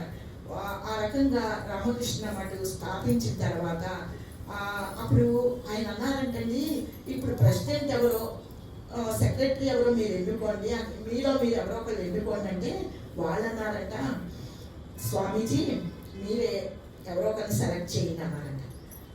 మీరు ఈ 17 మందిలో ఒక అభిప్రాయానికి వచ్చి ఒకడు సెక్రటరీ ఒకటి ప్రెసిడెంట్ అని మీరు నిర్ణయించుకోలేకపోతే మీరు ఇంకా మానవ జాతికి మీరేం సహాయ సహకారాలు అందిస్తారు, ఒక చిన్న పనే చేయలేకపోతుంటే మీ 17 మందిలో 16 మందిలో ఒకటి సెక్రటరీ ఒక ప్రెసిడెంట్ అని చెప్పేసి మీలో మీరు ఒక ఏకాభిప్రాయం లేకపోతే మీరు మానవ కోటికి ప్రజలకి మీరు ఏం చేస్తారు అన్నాడంటే అప్పుడు బ్రహ్మానందేమో ప్రెసిడెంట్గా ఈయనేమో సెక్రటరీగా శారదానంద సెక్రటరీగా ఆ రామకృష్ణ మఠం బరువు బాధ్యతలు మోసారంటండి. అంటే ఈ 16 మంది ఏనుగులు అంటండి, మామూలు వాళ్ళు కాదంటండి.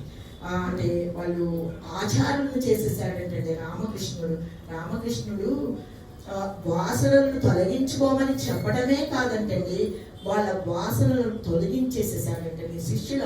ఎందుకంటే ఆ వాసనలు తొలగించకపోతే వాళ్ళ ఫ్యూచర్లో ఈ సేవా కార్యక్రమాలు చేయలేరు, ఈ వాసనలు వాళ్ళకి అడ్డుపడతా ఉంటే వాళ్ళు దుఃఖంలో ఉంటారని చెప్పి రామకృష్ణుడు మీకు ఏ వాసనలైతే మీకు అడ్డుపడుతున్నాయో, ప్రపంచం మీద మీకు ఏ మోహం అయితే ఉందో ఆ మోహాన్ని నేను నాగేస్తాను అని హామీ ఇచ్చాడండి. వాడు గురువు అంటే.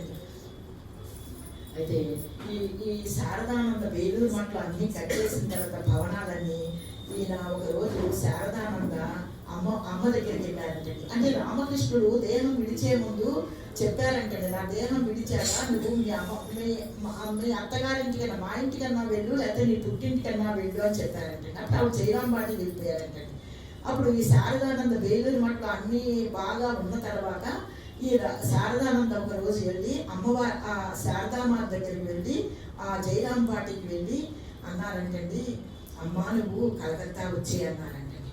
అంటే నేను రాను, ఠాకూర్ ఏం చెప్పారు, గురుదేవుడు ఏం చెప్పారు, గురుదేవుడు నన్ను ఇక్కడ ఉండమని చెప్పారు, అక్కడ కలకత్తాలో ఉండద్దని చెప్పారు అంటే అప్పటి పరిస్థితులను బట్టి చెప్పారమ్మా గురుదేవుడు, అప్పుడు మా పరిస్థితి బాగలేదు కాబట్టి అలా చెప్పారు గురుదేవుడు అని. మేము అన్నం తినాలా వద్దా అని కళ్ళమ్మ నీళ్లు పెట్టుకున్నారంటే శారదానంద. మేము అక్కడ సుఖభోగాలతో ఉంటా ఉంటే పెద్ద పెద్ద బిల్డింగ్లో ఏసీల్లో ఫ్యాన్ వేసుకొని మేము అక్కడ సుఖంగా ఉంటే శుభ్రంగా ఆహారం అన్నీ తింటూ మేము ఉంటే నువ్వు ఇక్కడ పూరి గుడిసెలో ఉంటావా అమ్మా, మేము అన్నం తినాలా వద్దా అన్నాడంటే. అసలు ఆ నాన్నగారు అంటే నా ప్రేమ పూరితమైన వాక్యాలండి, అసలు ఈ మాటలా అన్నారండి. మేము బతకాల వద్ద చెప్పాం మనకు అని అక్కడ కూర్చున్నాడంటే 4 days కూర్చొని అమ్మని ఒప్పించి వేలూరు మఠం తీసుకొచ్చాడండి. అమ్మ ఆ శారదామాత ఆ ఊరు దాటేటప్పుడు జయరాంబాటికి ఆ ఊరి పొయ్యి మీదకి వచ్చాక ఒక నమస్కారం పెట్టుకొని ఇంకా ఆ ఊరితో నా రుణం అయిపోయిందని చెప్పి వచ్చేసారంటే. వేలూరు మఠం వస్తే ఆ అమ్మకి వీళ్ళు ఏనుగులు అయిపోయారండి. ఒక బిల్డింగ్ కట్టేశారంటే శారదామాతకి. శారదామాతను అందులో ఉంచేసేసి ఎంతో ఆప్యాయంగా, ఎంతో ప్రేమగా, ఎంతో భక్తిగా చూసుకునేవాడంటండి.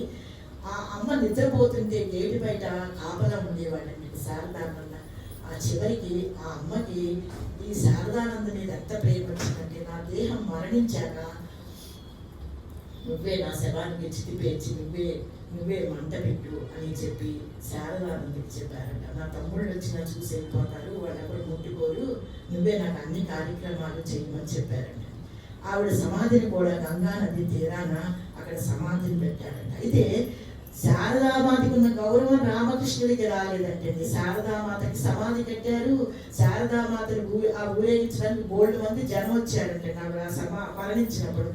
రామకృష్ణుడు మరణించినప్పుడు 12 మంది 20 మంది గృహస్థ శిష్యులు సన్యాస శిష్యులు వెళ్ళారంటండి.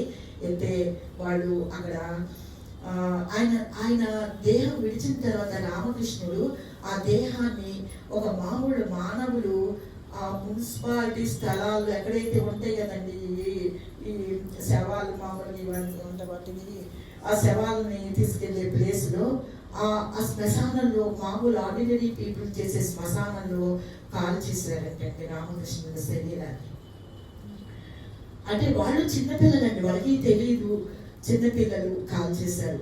అయితే ఆ తర్వాత ఆ అస్థికలు తీసుకొని ఇంటికి వచ్చారంటండి. ఇంటికి వచ్చిన తర్వాత చూస్తే రామకృష్ణుడు మంచం ఖాళీగా ఉందంటే ఇంకా ఆ శిష్యుడు దుఃఖపడుతున్నారంటండి. దుఃఖపడుతుంటే అదేంటి గృహస్థ శిష్యులు అన్నారంటండి, ఎందుకు ఏడుస్తున్నారు మీరు? మీ గురువు గారు మీకు ఏం బోధించారు? మీరు ఆత్మస్వరూపులను బోధించారు కదా, మీరు ఇప్పుడు ఎందుకు దుఃఖపడుతున్నారంటే, మేము ఎందుకు దుఃఖపడుతున్నామంటే ఆ ప్రేమపూరితమైన వచనాలు ఇంకా మేము వినలేం కదా, ఆ ప్రేమగా చూసే ఆ చూపులు, ఆ నోటి నుంచి వచ్చే అమృత వాక్కులు ఇక మేము వినలేం కదా, అందుకని మేము దుఃఖపడుతున్నాము.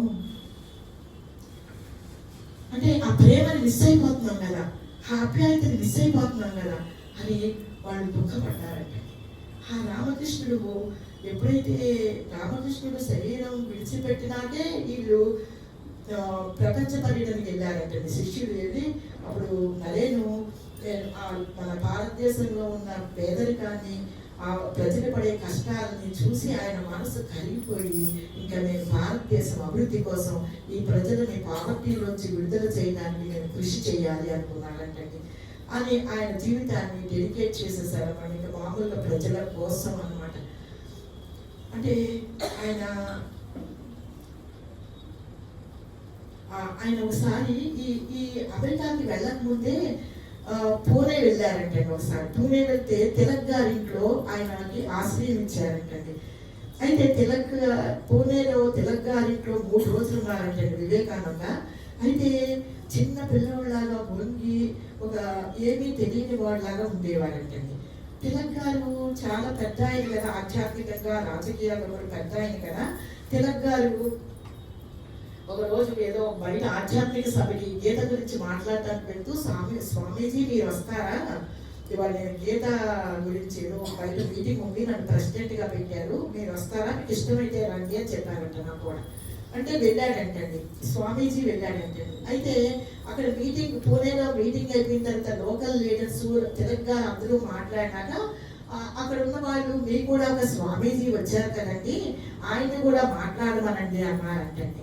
మాట్లాడమనంటే అప్పుడు తిలక్ గారు స్వామీజీతో మీకు మరి మరాఠీ వచ్చా అండి, మీరు మరాఠీ ఇక్కడ వాళ్ళు మరాఠీ కదా భాష, మరి మీకు వచ్చా, లేకపోతే మీకు ఇంగ్లీష్ వస్తే ఇంగ్లీష్లో మాట్లాడండి అన్నారంటండి.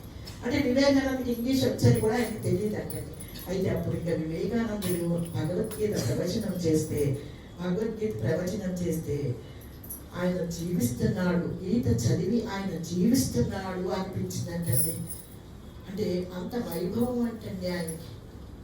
అంటే అక్కడ గీత ప్రవహించిందంటండి. ఎవరైతే ఆచరించి భగవంతుడు చెప్పిన మాటల్లో జీవించి ఆచరించి అనుభవానికి తెచ్చుకొని జీవిస్తూ ఉంటే ఆ మాటలు ఆ వైభవం అంటండి అందరి మీద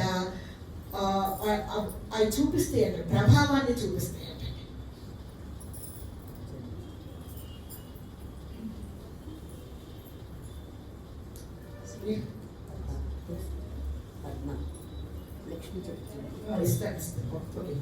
ఓం శ్రీ రామకృష్ణ, ఓం శ్రీరామ్, గురుదేవాయ.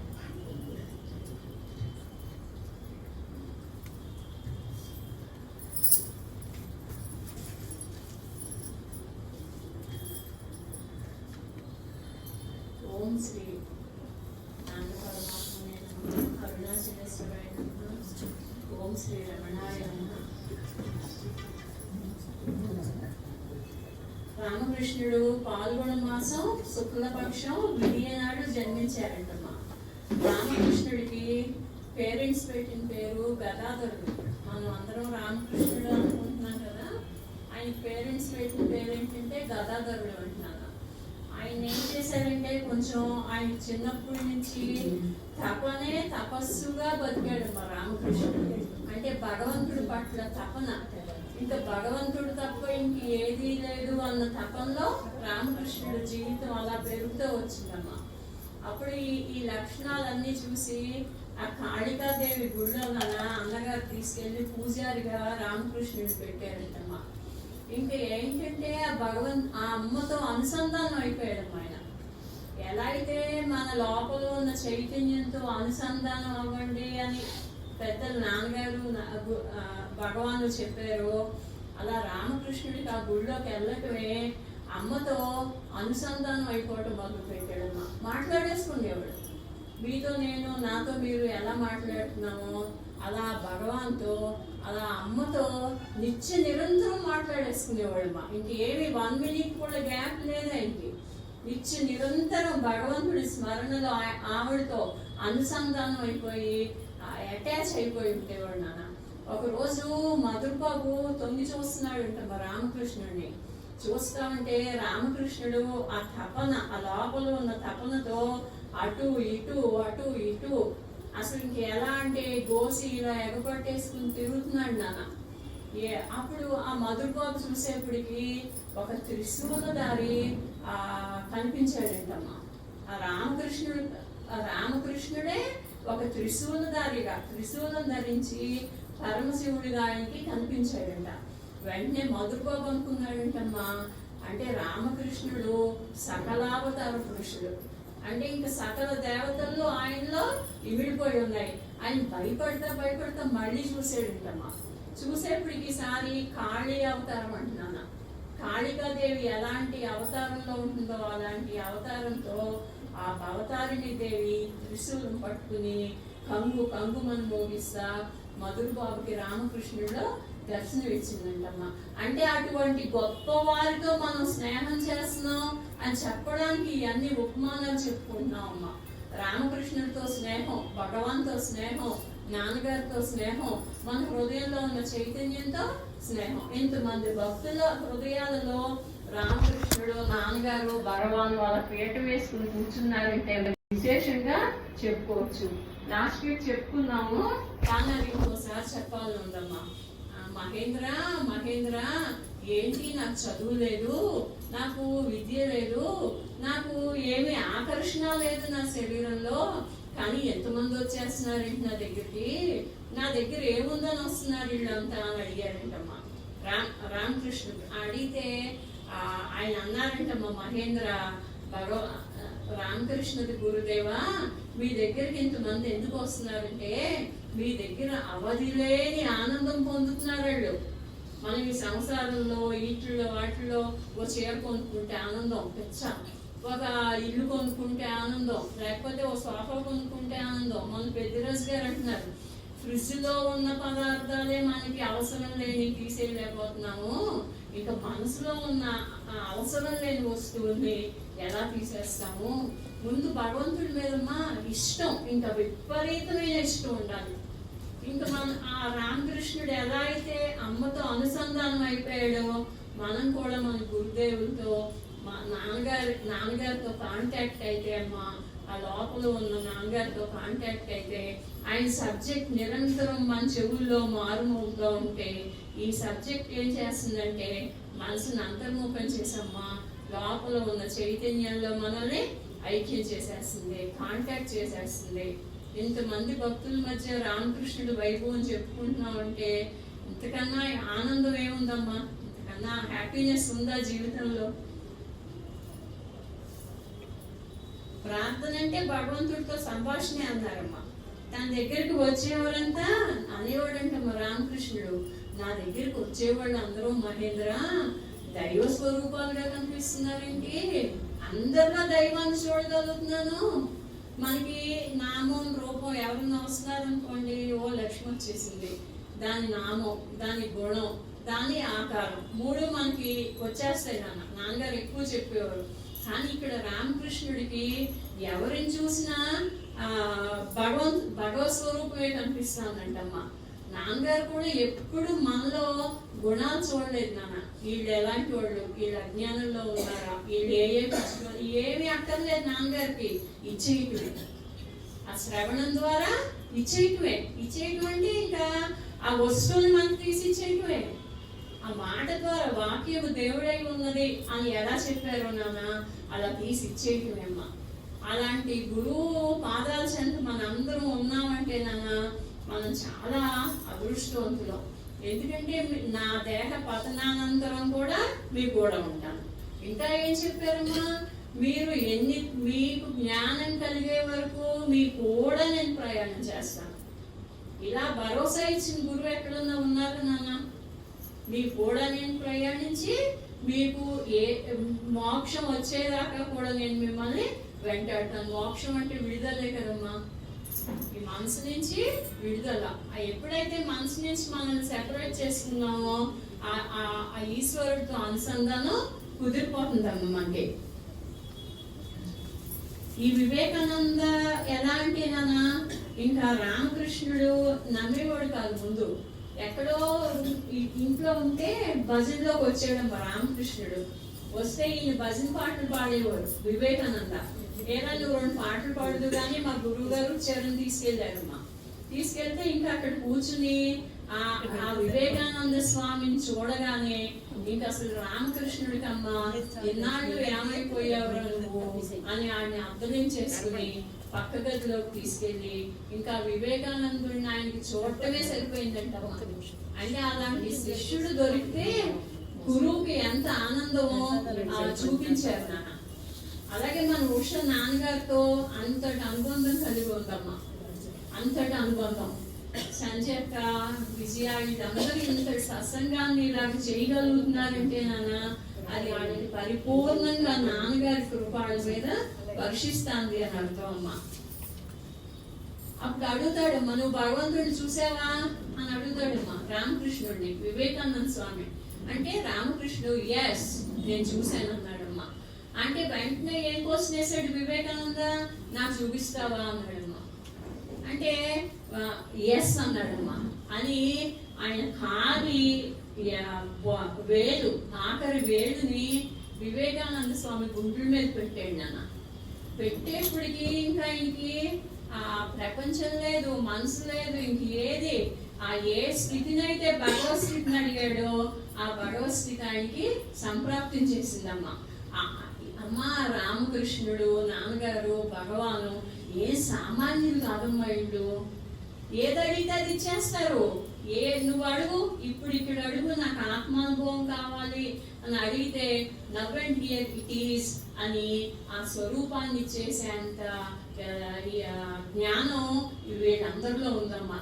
మనకి లోపల ఎలాంటి దీంతో మనం అడుగుతున్నాం, ఇష్టంగా అడుగుతున్నాం, తపన కావాలి నాన్న. ఎవ్రీ మినిట్ భగవంతుడి కోసం తపన పడాలి మనం. ప్రపంచం కోసం తపన పడుతున్నాం, పిల్లల కోసం తపన పడుతున్నాం, కుటుంబం కోసం. కానీ భగవత్ పరితాపం, ఆ పరితాపం ఎవరికైతే కలుగుతుందో ఆ భగవంతుడు తప్పక తనకి తానుగా ఆ వస్తువుని తీసిస్తాడమ్మా. ఎత్తుకుంటున్నాం, నా చేతికే ఉంది. మొన్న ఈ మధ్యన తాడు ఇల్లంతా ఎత్తుకేసుకుంటున్నానమ్మా. మా ఇంకా ఎవరినో కూడా సాయం అడిగాను, ఏమంటే నా తాడు కనిపించట్లేదు, కొంచెం చూసి పెట్టరా అంటే పాపం వాళ్ళు వచ్చి ఇల్లంతా ఎత్తి పెట్టారమ్మా. ఆఖరికి అదేంటి నా మెడలోనే ఉందన్నాను నేను. ఇలా చూస్తుంటే అంటే వస్తువు కోసం ఎక్కడెక్కడో వెతుకుతున్నాం. అది ఎక్కడుంది అంటే మన లోపలే ఉంది. ఎలా ఉంది అంటే చైతన్యంగా ఉంది. చైతన్యం ఎలా ఉంది అంటే ఉనికిగా ఉంది. ఉనికి ఎలా ఉంది అంటే ఎరుగ్గా ఉంది. ఎరుకు ఎలా ఉంది అంటే హ్యాపీగా ఉందమ్మా. హ్యాపీనెస్, పరమశాంతి, పరమశాంతి రూపంగా ఉంది. అది ఒక్కసారన్నా మనం ఈ శరీరంలో ఉండగానే దాన్ని అనుభవంలోకి తెచ్చుకుంటే ఇంక శరీరాలు మోసే పని లేదంటున్నారు మా నాన్నగారు.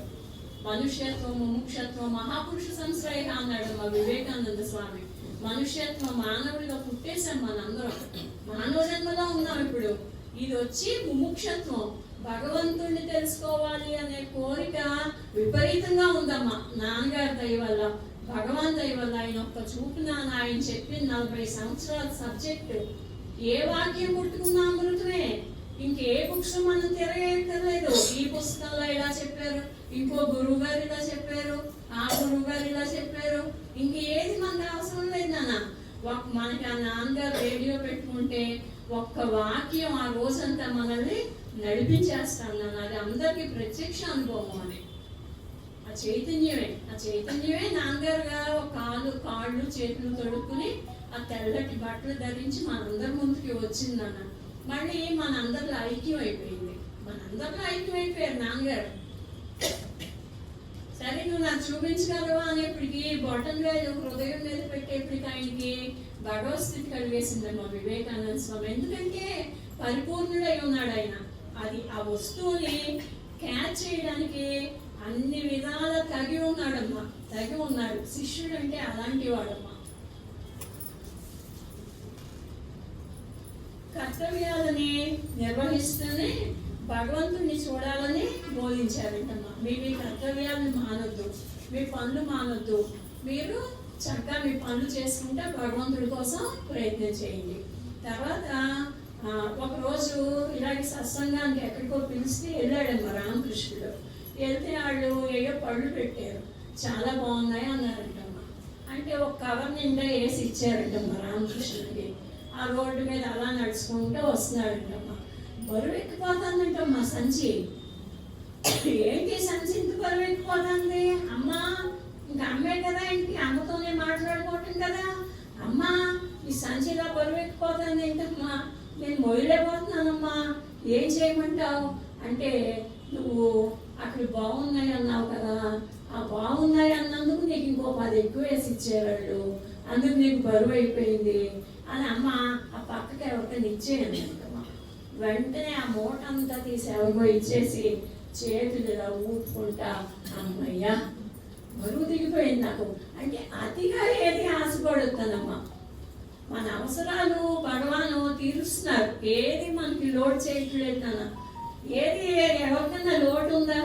మన ఆత్మతృప్తిగా మనం బతకటమే ఉండటం, ఇంక వేరేది ఏమీ కాదు నాన్న. ఆత్మతృప్తే. కష్టాలు వస్తాయి, నష్టాలు వస్తాయి, ఉషా అంటుంది ఈవెన్ దీస్ విల్ పాస్ అవే. కష్టం పాస్ అయిపోతుంది, నష్టం పాస్ అయిపోతుంది, even this body will pass అవే. మరి నువ్వు ఇప్పుడు ఎవరిని ఆశ్రయించాలి?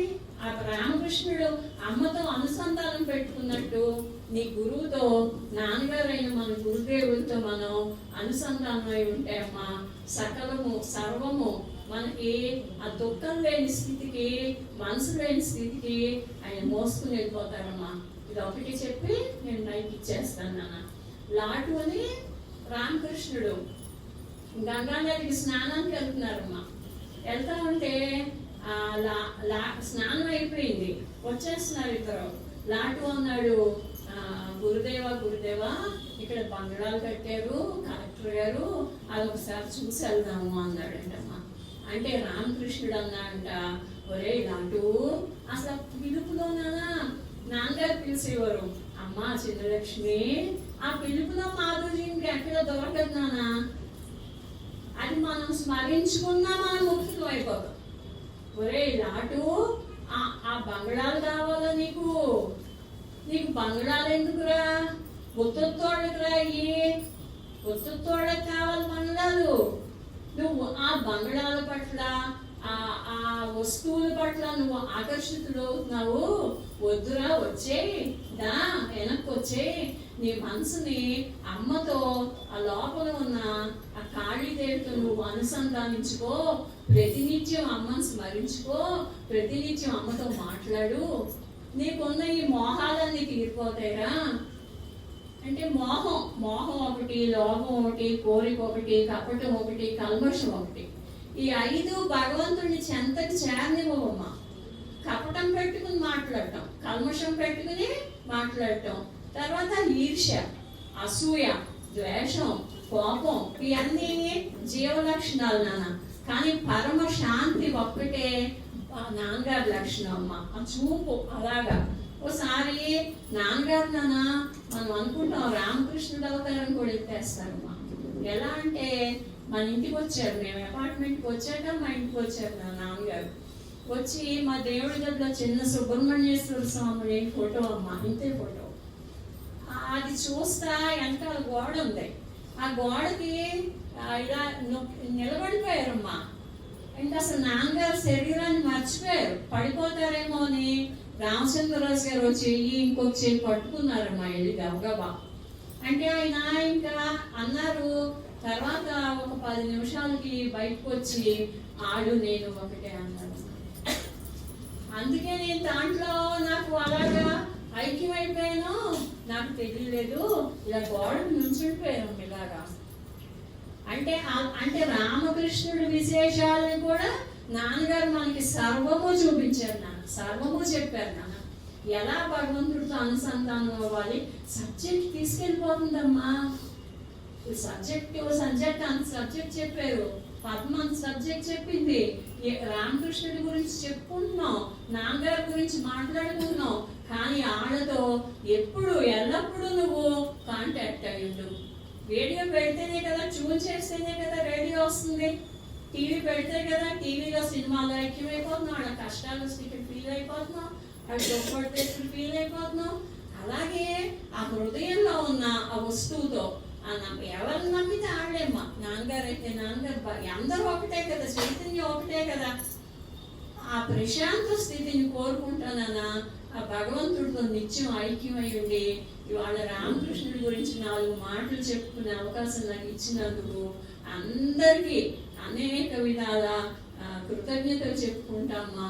ఓం శ్రీ నాన్న పరమాత్మనే నమః.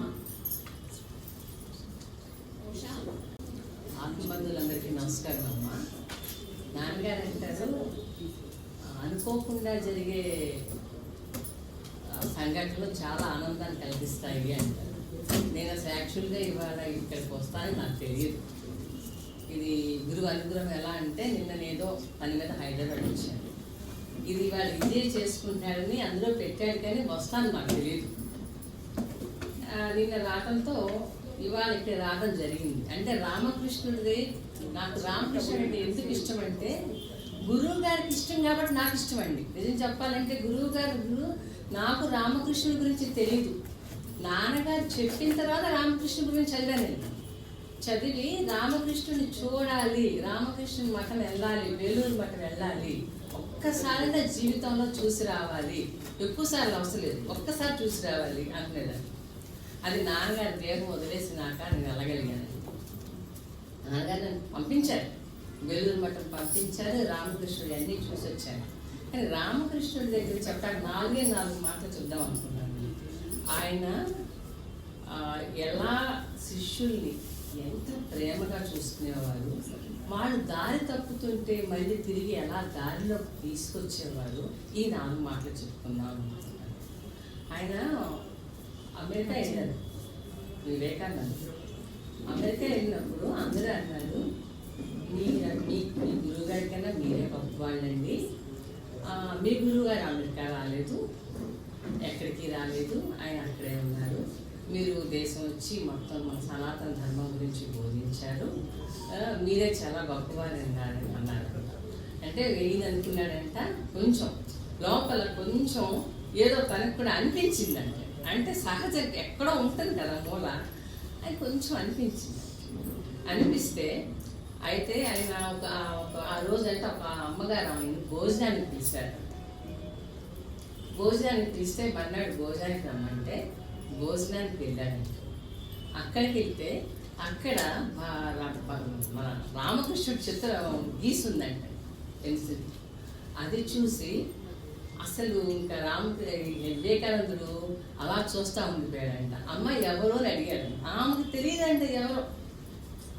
నాకు కల్లో కనిపించాడండి ఆయన, నాకు కల్లో కనిపించిన వాళ్ళని ఇలా చిత్రాలు గీయటం నాకు అలవాటు, నాకు కల్లో కనిపించిన చిత్రం గీసేశానండి అన్న. అమ్మ గురుదేవా, నేను ముందొచ్చాను అనుకున్నాను, నా లోపల ఈ లోపల ఏదో నేను మళ్ళీ దారి తప్పుతానేమో కదా, కొంచెమన్నా అహంకారం వచ్చింది అంటే మనం గురువుని మాట మర్చిపోతామండి. అంటే నాకు అది గుర్తు తీసుకొస్తానికి నాకు ఈయన ద్వారా చూపించావా తండ్రి, నాకన్నా ముందు మీరే వచ్చేసారు, మీరే నన్ను తీసుకొచ్చారు అని నాకు ఇప్పుడు అర్థమైంది అని చెప్పి అసలు అంటే శిష్యుడు దారి తప్పకుండా గురువు కాపాడుకుంటాడు. ఎలాగా మనంతా సరళంగా పిల్లి మారుతుంది కదా, పిల్లి ఎలా నోటితో పట్టు తీసుకెళ్తుందో గురువుగారు అలా తీసుకెళ్తారండి. అలాగే ఒకసారి ఈ వివేకానందుడికి మాయల మీద దృష్టి పడిందంట. ఎవరో ఒక గారడీవాడు గారడీ చేస్తుంటే ఆ గారడీ చూసేసి అట్రాక్ట్ అయిపోయాడండి. వాడు చాలా ఏవో చేసేస్తున్నాడంట మహిమలు. గారడీవాడు కదా, ఆ మహిమలు చూస్తుంటే వివేకానంద కనిపిస్తుంటే ఆ గారడీలో చాలా అఫెక్షన్, ఏంటో దాన్ని చూడగానే కొంచెం కోరిక వచ్చేసిందండి, నాకు కూడా నేర్చుకోవాలి. ఆయన గురువు ఆయన దగ్గరికి వెళ్ళిపోదాం, ఆయన శిష్యుడైపోదాం అనుకున్నాడంట. ఆ రాత్రి కల్లోకి వచ్చేసాడంటండి రామకృష్ణుడు. మరి నేను నిన్ను గురించి ఎంత ఆలోచించుకున్నాను, నువ్వు దేశానికి ఎంత ఉపయోగపడతావు అనుకున్నాను, చివరికి ఈ గారడీవాడి మాయలో పడిపోతా కానీ నువ్వు పంపి నేను తీసుకుంది గారడీవాడి మాయలో పడిపోతావా అని చెప్పి రామకృష్ణుడు కల్లో అడిగాడంట. వెంటనే లేచి కూర్చున్నాడంట. ఏంటి నేను ఇంత జారిపోయానేంటి, నేను ఏంటి అసలు నా గురుదేవుడు నాకు అప్పగించింది ఏంటి, నాకు ఇచ్చిన స్థితి ఏంటి, ఇదేంటి ఇలాగ నేను ఈ గాడివాడి చేతులు పడిపోయి ఇలా వెళ్ళిపోతున్నానా, నన్ను బయటికి లాగటానికి గురుదేవా నువ్వు నన్ను రక్షించావు అని చెప్పి అంటున్నాడంట. అంటే గురువు చూడండి ఎక్కడికక్కడ మన ఎలా కాసుకుంటాడండి. ఇంకోసారి ఎవరో పొగుడతారు కదా, నువ్వే గొప్పవాడిని, రామకృష్ణుని పొగిడితే నా గురువు నేను కాలేజీలో చదువుకునే పిల్లవాడిని, రోడ్ల మీద తిరిగేవాడిని, అలాంటి నన్ను తీసుకొచ్చి ఒక సెయింట్ని చేశాడు నా గురువు. నా గురువు ఒక్కసారి తలుచుకుంటే 1000 మంది వివేకాలను సృష్టించగలడు, అలాంటి వాడు నా గురువు అన్నాడంటే. అంటే గురువు యొక్క అసలు ఆ శక్తిని అది మనం పట్టుకోవటమేనండి మెయిన్. గురువు అంటే ఏంటి అని మనకు అర్థమైతే గురువు మాట మన హృదయం నిలిచిపోవాలండి. లాటూకి పెద్ద సాధన లేని చేతగారండి, తెలియగలవాడు కాదండి. లాటూ కంటే ఏమీ తెలియదంట. తను లాటూ ఊరికే గురువు గారికి సేవ చేసేవాడంట. ఆ 16 మంది వంతులు వేసుకుని సేవ చేసేవాడు కదా, లాటూ సేవ చూసి రామకృష్ణుడు అనేవాడంటండి, లాటూ నీ ఆప్యాయత చూస్తుంటే, నీ ప్రేమ చూస్తుంటే ఇంకా కొన్ని రోజులు బతకాలు ఉందిరా, నన్ను వెళ్ళనివ్వా నేను చెప్పి అంటాడంటండి. వాడంటాడు, ఎవరైతే రాముడో ఎవరైతే కృష్ణుడో వాడే ఈ రామకృష్ణుడు అని పూజించాడండి అని. అందుకే వాడికంట ఎవ్వరికీ దొరకని, అంటే సామాన్య మానవులు ఎవరు అందుకోలేని స్థితి అందించారంటండి. అద్భుతానంద తర్వాత పేరు మార్చుకున్నాడు ఆయన. స్వామీజీ 16 మందిలో అద్భుతానంద, ఆయన జయంతి మొన్న జరిగిందండి. ఆ జయంతికి విజయవాడలో రామకృష్ణ మఠం వారు పెద్ద భవనం పెట్టారు. అది ఓపెన్ చేశారు, రామకృష్ణుడి మఠం ఓపెన్, అది పెద్ద భవనం కట్టారు అనమాట. అది ఏ రోజు జరిగింది, అద్భుతానంద యొక్క జయంతి. లాటూకి భగవాన్ నాన్నగారు చెప్పారు, అమ్మ వాడికి ఏ సాధనలు తెలియవమ్మా, కానీ వాడు ఎలాగంటే గురువుని ఎలా పూజించాడంటే, ఎవరైతే రాముడో ఎవరైతే కృష్ణుడో వాడే ఈ రామకృష్ణుని విశ్వసించి హృదయంలో విశ్వసించి ఆయన సేవ చేశాడమ్మా, ఆడు పొందేశాడమ్మ జ్ఞానం అన్నారు నాన్నగారు. అది గురువు యొక్క గొప్పతనం. అది ఇంకొక మాట షేర్ చేస్తున్నాం. మరి ఒకసారి నరేన్కి రామకృష్ణుడికి క్యాన్సర్ వస్తుంది కదా, కంఠం క్యాన్సర్ వచ్చి ఊపిరితిత్తులు పెడుతుంది. అయితే ఈ 16 మంది వంతులేసి చూస్తూ ఉంటారు. ఆయనంట కాసేపు పడుకోబెట్టమనేవాడిని, కాసేపు మళ్ళీ లేచి కూర్చోబెట్టమనేవాడిని, మళ్ళీ కాసేపటికి మళ్ళీ పడుకోబెట్టమనేవాడు. ఇది చూస్తున్నాడు ఎవరు నరేన్. అప్పుడు వివేకానందుడు అవ్వలేదు కదా, నరేనే కదా, ఇవన్నీ చూస్తున్నాడంట. చూస్తా అనుకుంటాడంట, నేను అవతార పురుషుడు అనుకున్నాను, అవతార వరిష్ఠుడు అనుకున్నాను, ఈయనేంటి సామాన్య మానవులాగా కూర్చోబెడితే పడుకోబెట్టమంటాడు, పడుకోబెడితే కూర్చోబెట్టమంటున్నాడు లోపల అనుకుంటున్నాడు. ఈయన భగవంతుడేనా అని సందేహం వచ్చేసింది లోపల. అసలు గురువుకి మన లోపల ఉంది ఆయనే కదండి, ఆయనకు తెలియకుండా ఎలా ఉంటుంది. వెంటనే నరేన్ ఇలా అని పిలిచారు. నరేన్ పిలిచాడంటే నరేన్ దగ్గరికి వస్తే, నరేన్ నీకు ఇంకా సందేహాలేనా? ఎవరైతే రాముడో ఎవరైతే కృష్ణుడో వాడే ఈ రామకృష్ణుడు నరేన్, ఇంకా సందేహాలా నీకు? సందేహాలు నీ హృదయంలో ఉంటే ఇప్పుడే తీర్చేసుకో. ఎందుకంటే నేను వెళ్ళిపెట్టి ఆయన దగ్గరికి వచ్చేసిన కదా, ఇంకా నేను వెళ్ళిపోతున్నాను. నీకేమైనా సందేహాలు ఉంటే ఇప్పుడే తీర్చుకో. ఎందుకంటే సందేహం ఉంటే గురువు మాట హృదయంలో నిలబడదంట. మనకి సందేహాలు ఎక్కడ ఉన్నాయనుకోండి, గురువు మాట మా హృదయం నిలబడదు. అందుకని సందేహాలు తీర్చుకోనరేనని చెప్పి ఆ వాత్సల్యం, ఆ ప్రేమ, ఇవన్నీ నాన్నగారు చివరి రోజుల్లో అవన్నీ నాకు కలుపుకొచ్చే నాన్నగారు చెప్తుంటే, ఏంటి నేను వెళ్ళిపోతున్నాను, నా శిష్యులందరినీ బాగు చేయాలి. ఆయన శిష్యులు అనుకోలేదండి ఎప్పుడు, వాళ్ళందరినీ 16 మంది గురువులు చేసేసిన గొప్ప గురువు అండి మనం. అలాగే నాన్నగారు ఏంటి, ఎవరో అడిగారండి, నాన్నగారు దేహం వదిలేశారు కదా, మీ నాన్నగారు ఎవరిని ఎన్నుకున్నారు అని అడిగారు. ఇక్కడ గురువుగా ఒకడు ఉండాలి కదా, నాన్నగారు గురువుగా ఎవరిని తీసుకున్నారు అని అడిగారు. నేనేమో అప్పుడేమన్నా నాన్నగారి స్థానాన్ని తీసుకుంటాకి ఎవరు సరిపోవండి, అందరినీ గురువులు చేశారు, మరి గురువు గారు డిసైడ్ అయిపోయారండి. అందుకే ఊరికి ఒక టీచర్ని పెట్టేశారండి నాన్నగారు. ప్రతి ఊరా టీచర్గానండి, సబ్జెక్ట్ తెలియని లేరండి, అందరినీ టీచర్ని చేసేసారండి మా నాన్నగారు. అంటే ఆయన స్థానం అందుకోవటం మాకు తెలియదండి, మాకు ఏమి సంబంధం లేదండి. మాకు కావాల్సింది ఆయన చెప్పిన మాట, ఆయన చెప్పిన సబ్జెక్ట్. ఆ సబ్జెక్ట్ని ఒక్కటి పట్టుకుని జీవిస్తే మేము ఆయన దగ్గరికి ఐక్యమవటము, మోక్షము, జ్ఞానము ఇవన్నీ తర్వాత అండి. మేము శాంతిగా జీవిస్తున్నాము, మేము పీస్గా జీవిస్తున్నామండి. మానవ జన్మ వచ్చినాక ఇంతకన్నా ఏం కావాలండి? మా అందరికి నాన్నగారు ఇచ్చేశారండి అన్నారండి. నాన్నగారు చెప్పారు, ఇచ్చేటప్పుడు చెప్పడం ఎందుకో, మరి ఇచ్చేశారండి మా అందరికి అన్నారు.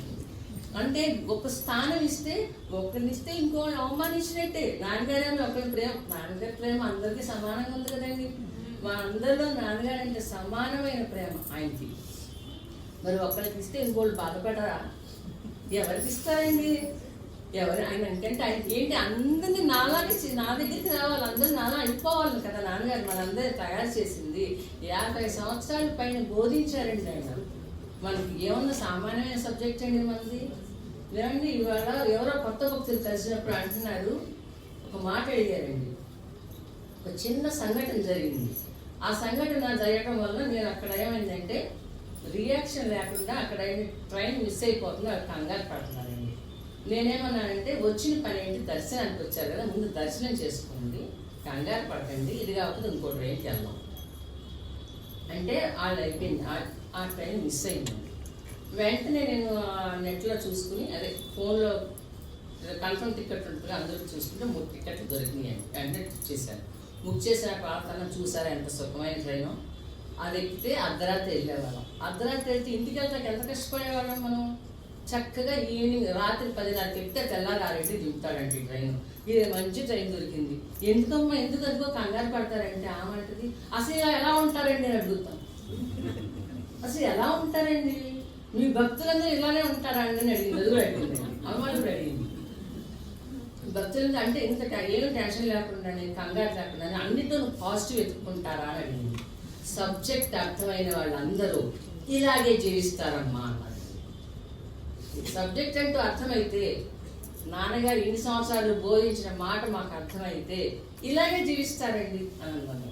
అంటే ఆ అమ్మాయి అండి మన నాన్నగారు భక్తులు అయిపోయినారండి వాళ్ళందరూ. వాళ్ళందరూ నాన్నగారు జిన్నులు వచ్చారండి. అసలు మీ గురువుగారు ఎంత గొప్పవారండి, నమస్కారం పెట్టేశారండి. గురువుగారు ఎంత గొప్పవారా, గురువు గారు చెప్పిన మాటలు 4 మాటలు మీరందరూ ఇట్లా చూసుకుని మీరు ఇలా జీవితంలో ఆపాదించుకుంటున్నారా, మీరు ఇలా బాగుపడుతున్నారా, అయ్యి బాబాయ్ మీ గురువు గారు ఎంత గొప్పవారండి అన్నారండి. అంటే మన గురువు గొప్పతనం మనకు తెలియట్లేదా? లోపల ప్రతి ఒక్కరికి అర్థమైపోతుంటారండి.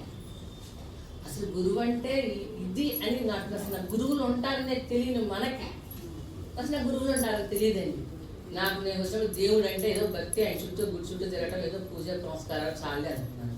కానీ గురువు అంటే ఎలా ఉంటారు, గురువు ఇలా దగ్గర తీసుకుంటారు, గురువు మనకి ఇది నేర్పిస్తారు, లోపలికి ఎలా వెళ్ళాలో, ఆ మనసుని ఎలా ఉపసంహరించాలో, మనసుని ఎలా క్వశ్చనింగ్ వేయాలో, మనసుని ఎక్కడ ఆపాలో, తలంపులు ఎందుకు ఆపేయాలి, తలంపులు రావడం వల్ల నష్టం ఏంటి, అసలు ఈ జన్మలో పడి కొట్టుకోవడం ఏంటి, మనం ఈ జన్మరాహిత్యం ఎలా వస్తుంది అంటే అమ్మ నాన్న ఇచ్చే ఆస్తులను ఆడంబరాలే కావాలి మనకి అవి ఉంటే ఎక్కువ ఇష్టం కదండి మరి కానీ గురువు అన్నిటినీ మించింది ఆధ్యాత్మిక శిఖరాల మీద కూర్చోబెడతాను రమ్మంటున్నారు ఆయన మనల్ని. మరి ఇంకా మనకి ఎందుకు ఆగటం? ఇంకా మన ఆశ్రమం మన నాన్నగారి రూమ్లో పడుకుంటే లోపల నుంచి పెద్ద స్వరం అండి, ఇంకా బయట ఏం చూస్తావు, లోపలికి వెళ్ళు లోపలికి వెళ్ళు లోపలికి వెళ్ళు అని గట్టి స్వరంతో అరుస్తున్నారండి. అసలు అనిపించింది అనమాట, అంటే ఇంకెక్కడ ఉన్నాం మనం, ఇంకా బయటే ఉన్నాం నాన్నగారు చెప్తున్నారా, ఇంకా లోపలికి వెళ్ళిపోండి అని చెప్తున్నారా, ఇది ఏ స్వరం, నా ఆయన స్వరమా, నా స్వరం ఏర్పడుతుందా, కలగంటున్నానా లేకపోతే నేను కలవరిస్తున్నానా అర్థం కాదు. అంటే గురువు చూడండి మన అందరిని ఎలా గైడ్ చేస్తున్నారు, మన అందరినీ గైడ్ నాన్నగారు అన్నారు, మీరు పొందే ఒక జీవితంలో ఒక టైంలో మిమ్మల్ని చూసి మీరు ఆశ్చర్యపోయే పరిస్థితి ఒకటి వస్తుంది అని చెప్పారండి. నిజంగా మనందరం ఆ స్థితికి వస్తామండి. అంటే ఆ గురువు మీద విశ్వాసం చదవకుండా, రామకృష్ణుడి మీద వివేకానందుడికి ఆ శిష్యుడికి ఉన్న విశ్వాసం ఎలా ఉందో ఆ విశ్వాసం చెడకుండా సహనంగా, మన శారదామాత చెప్పింది 3 మాటలు కూడా సహనమే, సహనం సహనం సహనం మరింత సహనం అన్నారు. ఆ సహనం వహించి మన గురువు యొక్క మాటని మనం శ్రవణమే కాకుండా మన్నం చేసుకుంటూ, ధ్యాసలో పెట్టుకుంటూ, ఆచరణలో పెట్టుకుంటూ మన జీవితాన్ని నడుపుకుంటే అందరం అన్నిటికీ వెళ్తాం. అందరికీ ధన్యవాదాలు.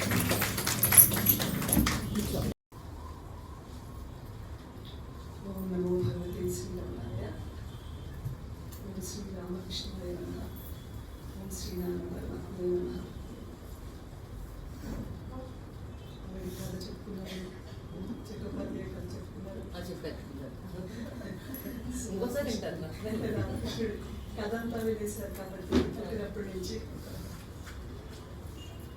లాస్ట్ 4 years రామకృష్ణుడి టీచింగ్ అండి. అప్పుడు దాకా ఎదురు చూపులు వస్తుంది అంటే ఏడ్చి గోల పెట్టేసేవారండి అమ్మ దగ్గర. లౌకికులందరినీ పంపిస్తున్న వాళ్ళు నా దగ్గరికి, వ్యవహారం మాట్లాడే వాళ్ళందరినీ పంపిస్తున్న వాళ్ళు నా దగ్గరికి, భక్తుల్ని పంపవా, నాకు ఈ జీవితం ఇంతేనా అని ఏడ్చి గోల. అందుకే ఇక్కడ ఉందా, I think Ambika has to speak a few words. Ramakrishna మట్టికి లేదు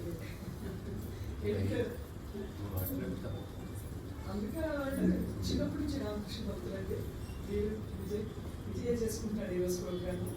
వీళ్ళంతా పుట్టుక నుంచి వీళ్ళంతా రామకృష్ణుడు భక్తులు. వాడు మాట్లాడాలి యాక్చువల్గా ఈరోజు, ఎందుకంటే రామకృష్ణుడి గురించి వాళ్ళకి తెలిసినంతగా మనకు తెలియదు. సో అందుకే ఎడిటోరియల్ రాసేదాన్ని కదా, రామకృష్ణ మట్టికి కూడా ఆర్టికల్స్ రాసేదాన్ని రాసి for many years, 10 years. And Vivekananda దానికి కూడా వర్క్ చేసారు చాలా కాలం. వాళ్ళ వికాస్కి ఒక్క 10 minutes మాట్లాడలేదు నాకు రాదు. అంటే ట్రూ డివోటీస్ ఇలా ఉంటారు. అమ్ముతారా, గిరిజంటి వచ్చారా, ఆంటీ రండి రండి ఇట్లాంటి ఒకసారి. అంటే భక్తికి అర్థం నాన్నగారు వీళ్ళ దగ్గర నుంచి నేర్చుకున్నాను అన్నారండి. మాకు భక్తి లేదు, మేము వీళ్ళ దగ్గర నుంచి భక్తి నేర్చుకున్నాం అనేవాళ్ళు. రామకృష్ణ మఠం భక్తుల దగ్గర గిరిజంటి ఒక 10 minutes మాట్లాడాక నేను లాస్ట్ 10 minutes ముగిస్తాను. చాలా సంతోషం అండి, చాలా కాలమైంది మిమ్మల్ని చూసి. చెప్పారు ఇంకా చక్కగా, చాలా అమృతం తాగినట్టు ఉంది, ఉన్నట్టు తాగినట్టు అంత బాగా చెప్పారు. అంత ఇది చెప్పాల్సిందంటూ నేను అనేది కాదు, ఈ దేశం చెప్పాల్సిందంటూ ఏంటి. నాన్నగారే అన్నీ కాచి ఉడబోసి, రామకృష్ణుడు, శారదామాత, వివేకానంద స్వామి అంటే ఆయన అన్నీ అలా చూపించేశారు. ఆయనే ఆయన శరీరంలోనే అన్నీ ఉన్న తాదాప్య భావంతో ఆయన భావం చెంది ఆయన రామకృష్ణుడు అయిపోయారు, ఆయన శారదామాత అయిపోయినారు, ఆయన వివేకానంద స్వామి అన్నట్టుగా చూపించాడు మనందరికీ కూడా. ఇంకా మనం నేర్చుకోవాల్సిందంటూ ఆయన స్మరించుకుంటూ ఆయన ఏం చెప్పింది ఆ వాక్యం మనకి నిరంతరం జ్ఞాపకం ఉండటం ఒకటే మనకి కావాల్సింది. ఏ క్షణంలో ఒక్కోసారి శారీరక బాధలు, మానసిక బాధలు అనేకం, ప్రతిగా జీవి వచ్చాక అనేకం వస్తూనే ఉంటాయి. వాటన్నిటిలో కూడా మనం నాన్నగారు ఏం చూపించారో అది భగవంతుడే అని చెప్పారు. ఇప్పుడు వారు చెప్పారు కదా, అదే విషయం అంతా కూడా ఆయనే చూపిస్తున్నారు. అయితే రామకృష్ణుడు ఆఖరి క్షణాల్లో ఆయనకి క్యాన్సర్ వ్యాధి చాలా ఎక్కువైపోయింది. మరణ చేస్తూనే ఉన్నాం కానీ మనకు మనసు అంత ఏకాగ్రత కుదరటం లేదు. అట్లాగే ఆ రామకృష్ణుడు ఏం చెప్పాడంటే, ఈ భోగాలు ఇవన్నీ కావాల్సింది ఆత్మ సాక్షాత్కారం ఒక్కటే. మానవ జన్మ యొక్క ముఖ్య ఉద్దేశం ఆత్మ సాక్షాత్కారం. ఆత్మ సాక్షాత్కారం అంటే నాన్నగారు చెప్పారు అంత దర్శించడం. ఎంత తేలిగ్గా చెప్పారంటే అరటిపండు వచ్చి నోట్లో పెట్టేశారు, అంత బాగా చెప్పారు ఆయన. అది అక్కడ బోధలు మళ్ళీ నాన్నగారు చెప్తుంటే వింటుంటే చాలా ఎంతో క్లియర్గా స్పష్టతగా అనిపించింది. అట్లా ఉన్నప్పుడు ఒకసారి రామకృష్ణుడికి చాలా ఎక్కువైపోతే క్యాన్సరు, ఆయన కాశీపూర్ తోటలో పెట్టారు. ఎందుకంటే అక్కడ గాలి అది పొల్యూషన్ లేకుండా, కాలుష్యం లేకుండా ఉంటుందని చెప్పేసి అక్కడ తీసుకొచ్చి పెట్టారు. పైన గది రామకృష్ణుడికి పెట్టారు. పైన గదిలో ఆయన కూర్చొని ఉండేవారు. కిందకి అసలు ఎప్పుడూ కూడా దిగి రాలేదు. కానీ ఒకరోజు అకస్మాత్తుగా కిందకి వెళ్ళాలని అనిపించి లాటు మహారాజ్, ఇప్పుడు మాట్లాడారు కదా అద్భుతానంద స్వామీజీ, ఆయన సపోర్ట్ తోటి మెల్లిగా కిందకి దిగి వచ్చారు. ఆ రోజు ఎప్పుడంటే 1886 జనవరి 1వ తారీఖు, టైము 3:30 గంటలకి కిందకు వచ్చారు. కిందకు వచ్చి తోటంతా చూశారు. చూసి ఒక చోట మామిడి చెట్టు కింద గిరీష్ చంద్రఘోష్ అంటే ఇక్కడ రామకృష్ణుడితో పరిచయం ఉన్నవాడు, స్వామి నాన్నగారు చెప్పి ఉంటారు ఆయన గురించి. ఆయన ఒక నాటకాలు రాసే రచయిత, తర్వాత నాటకాలు ఆడిచ్చేవాడు. ఆయన ముందర చరిత్ర అంత కొంచెం దోషపూరితమైంది. కానీ రామకృష్ణుడిని చూశాక రామకృష్ణుడి సహచర్యంలో ఆయనకిలో ఎంతో పరివర్తన వచ్చింది. ఆయన యొక్క ఆ దోషాలన్నీ తీసుకోవడం వల్లనే రామకృష్ణుడికి అటువంటి వ్యాధి వచ్చిందని అంటారు. మరి అది ఎంతవరకు నిజమో మనకైతే తెలియదు. అయితే ఆ రోజు రామకృష్ణుడు ఇంకొక రామచంద్ర దత్త, ఆయన చాలా గొప్ప భక్తుడు రామకృష్ణుడికి. ఈయన అక్కడ చెట్టు కింద కూర్చొని ఉన్నారు, మామిడి చెట్టు కింద.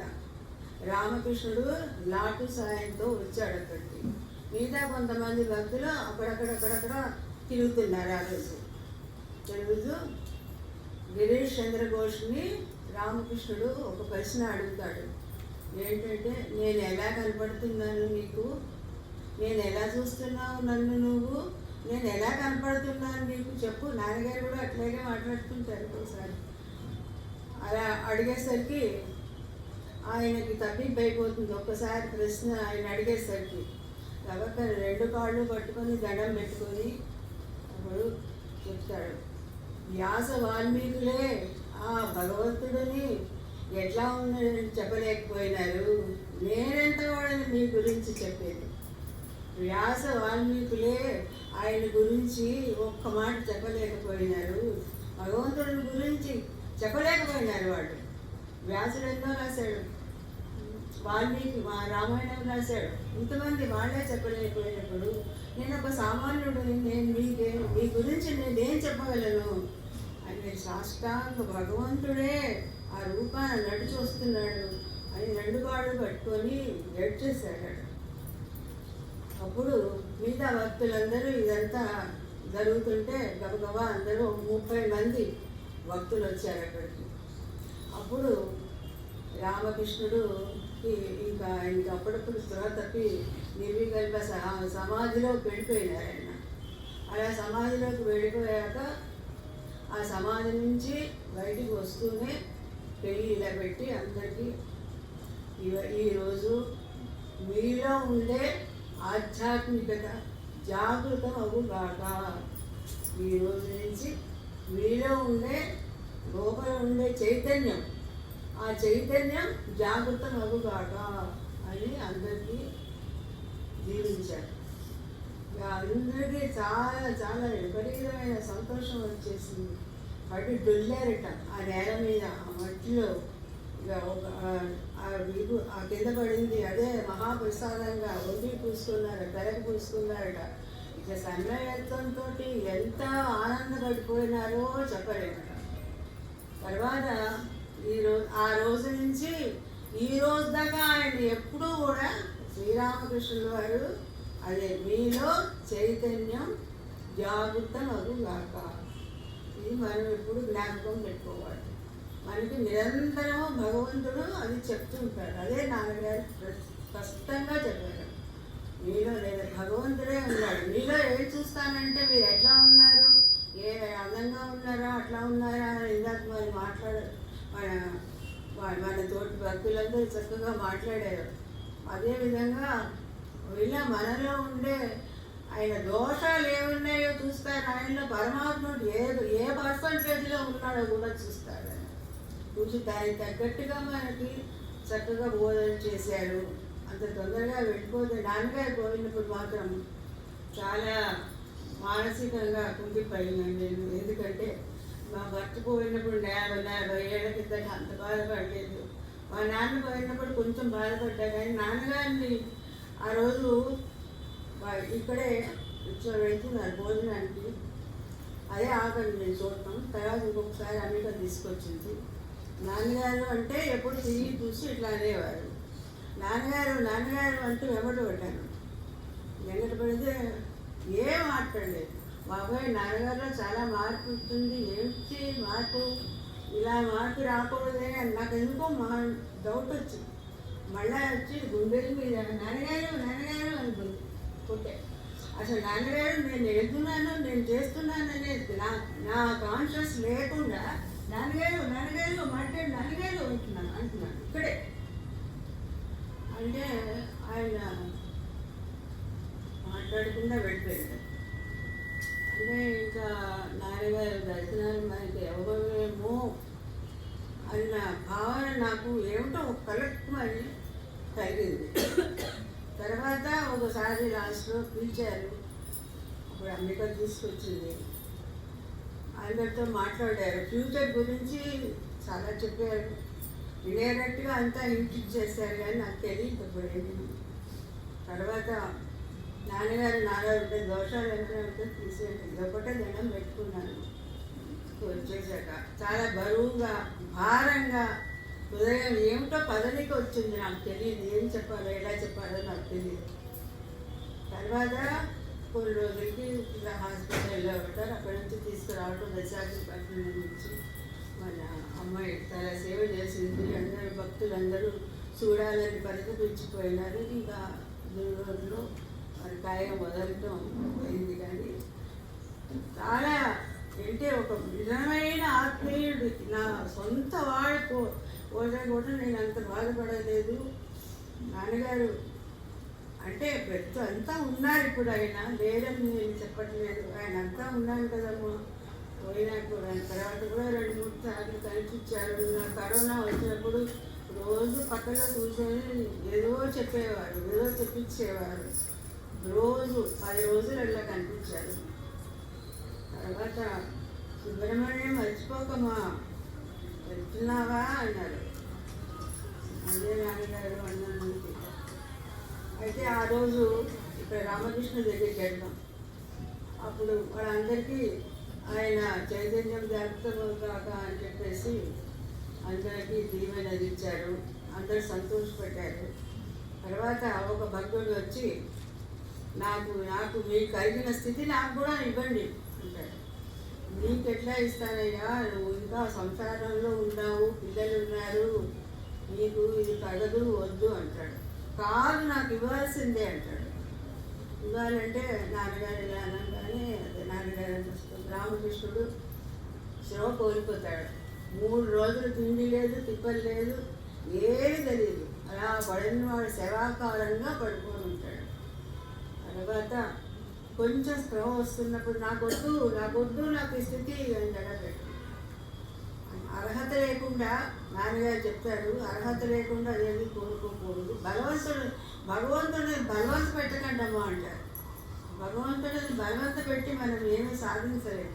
ఎందుకంటే మన లెవెల్ ఏదో మనకి ఏదుందో ఆయనకి తెలుసు. మనం ఎంతవరకు ఎట్లా పెడతామో ఎలా తీసుకెళ్ళాలో కూడా ఆయనకు తెలుసు. మనం అది కావాల్సిందే, ఆ వరం నాకు కావాల్సిందే, అది ఇవ్వాల్సిందే అంటే అది మనకే నష్టం. కాబట్టి ఎప్పుడు నాన్నగారు ఎప్పుడు చెప్తూ ఉంటారు, నాకు అక్కడ చెవుల్లో మింగురు పడుతూ ఉంటుంది, బలవంత పెట్టకంటున్నామా నాన్నగారు, భగవంతుడిని బలవంత పెట్టకండమ్మా అనేవారు ఆయన. అలా తర్వాత మధురబాబు కూడా వచ్చి ఒకసారి నాకు చాలా ఇదిగా ఉంది, నాకు కూడా మీ స్థితి కలిగించండి నాన్నగారు అంటాడు. నాన్నగారు రామకృష్ణ అంటాడు. అంటే ఎందుకయ్యా నేను జమీన్ చూసుకోవాలి, నీ పిల్లలు భార్య ఉన్నారు, ఇదంతా ఉంది, ఎవరు చూస్తారు? నువ్వు నా స్థితిలో పొందితే నువ్వు అట్లా కళ్ళు మూసుకొని పడుంటే ఎట్లా జరుగుతుంది వ్యవహారం అంతా? నీతో చాలా పెద్ద వ్యవహారం, ఇదంతా చూసుకోవాలి, జమీన్ చూసుకోవాలి, పిల్లల్ని చూసుకోవాలి, వద్దంటాడు. కాదు, మీరు ఇవ్వాల్సిందే బాబా గారు, బాబా బాబా అనేవాడు ఆయన. ఇవ్వాల్సిందే అంటాడు. సరే అని ఇస్తాడు. ఇచ్చాక 3 రోజులు ఆయన కూడా అలాగే పడిపోతాడు. ఏమీ తెలియదు, స్పృహ అనేది లేదు ఆయనకి. తిండి తినాలని లేదు, చూడాలని లేదు, చెందాలని లేదు, అంతా ఒక స్థితిలో వెళ్ళిపోయినాడు. ఏది తెలియదు. తర్వాత కొంచెం తెలుస్తున్న 3 రోజుల తర్వాత ఆయనకు తెలివి కొద్దిగా వచ్చి, వద్దు రామకృష్ణ, నాకు వద్దు, నాకు ఈ స్థితి మామూలుగా నన్ను తీసుకెళ్ళి మామూలు స్థితిలో నన్ను తీసుకొచ్చేసేయి, నన్ను ఉండలేని ఇంకా దీంట్లో అంటే వెలవేలాడిపోతాడు. అప్పుడు ఆయన మళ్ళీ నేను వద్దని చెప్పాను కదా, ముందర వినలేదు నువ్వు, ఇటువంటి పరిస్థితి వచ్చిందని చెప్పేసి మళ్ళీ మామూలుగా సరి చేస్తాడనమాట. ఈ రకంగా రామకృష్ణుడు ఆ రోజు నుంచి ఈ రోజు దాకా ప్రతి రామకృష్ణ మఠంలో కూడా జనవరి 1వ తారీఖు 3:30 గంటలకి సైలెంట్ ప్రేయర్ అని చేస్తారు. సైలెంట్ ప్రేయర్ అంటే అక్కడ రామకృష్ణుడు ఏది శబ్దం కాకుండా అందరూ కూర్చొని ప్రే చేసుకోవాలన్నమాట. అంటే ఆ రోజు 1886 జనవరి 1వ తారీఖు 3:30కి ఇచ్చింది. ఇప్పుడు అదే రిపీట్ ప్రతి రామకృష్ణ మఠంలో కూడా పొద్దున అంతా హోమం చేస్తారు, పూజలు అన్నీ జరుగుతాయి. మధ్యాహ్నం అయ్యేసరికి 3:30కి జనం అంతా కూర్చొని క్యూ ప్రకారంగా పంపిస్తూ ఉంటారు. పెద్ద రోజులు ముందర, తర్వాత మెదవాడు, అట్లా ఆ రకంగా ఆ పద్ధతి జరుగుతుంది ఇప్పటికి కూడాను. కాబట్టి ఆ రోజు అందరికీ కూడా కల్పతరువు డే అంటారు. ఆ రోజు కల్పతరువు డే. కల్పతరువు అంటే భగవంతుడే కల్పతరువు, ఆయన ఇచ్చినటువంటి వరాలు ఇచ్చినటువంటి రోజు అన్నమాట ఆ రోజు. కాబట్టి ఎందుకంటే నేనేం చెప్పలేదు, ఎందుకంటే భగవంతుడి ముందర మనం ఏం తోడవడం. మీరందరూ భక్తులు చక్కగా మాట్లాడారు, నేను కూడా ఆరోగ్య రీత్యా ఎక్కువ మాట్లాడలేకపోతున్నాను. నాకు కూడా ఏమి రాదు, ఏమి జీరో.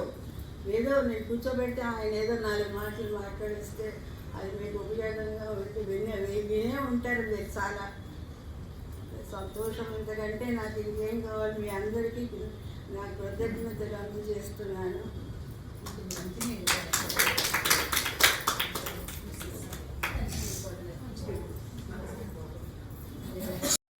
గురు రూపము గిరి రూపము శ్రీనాన్న పాదమే మాకు శరణ్యం.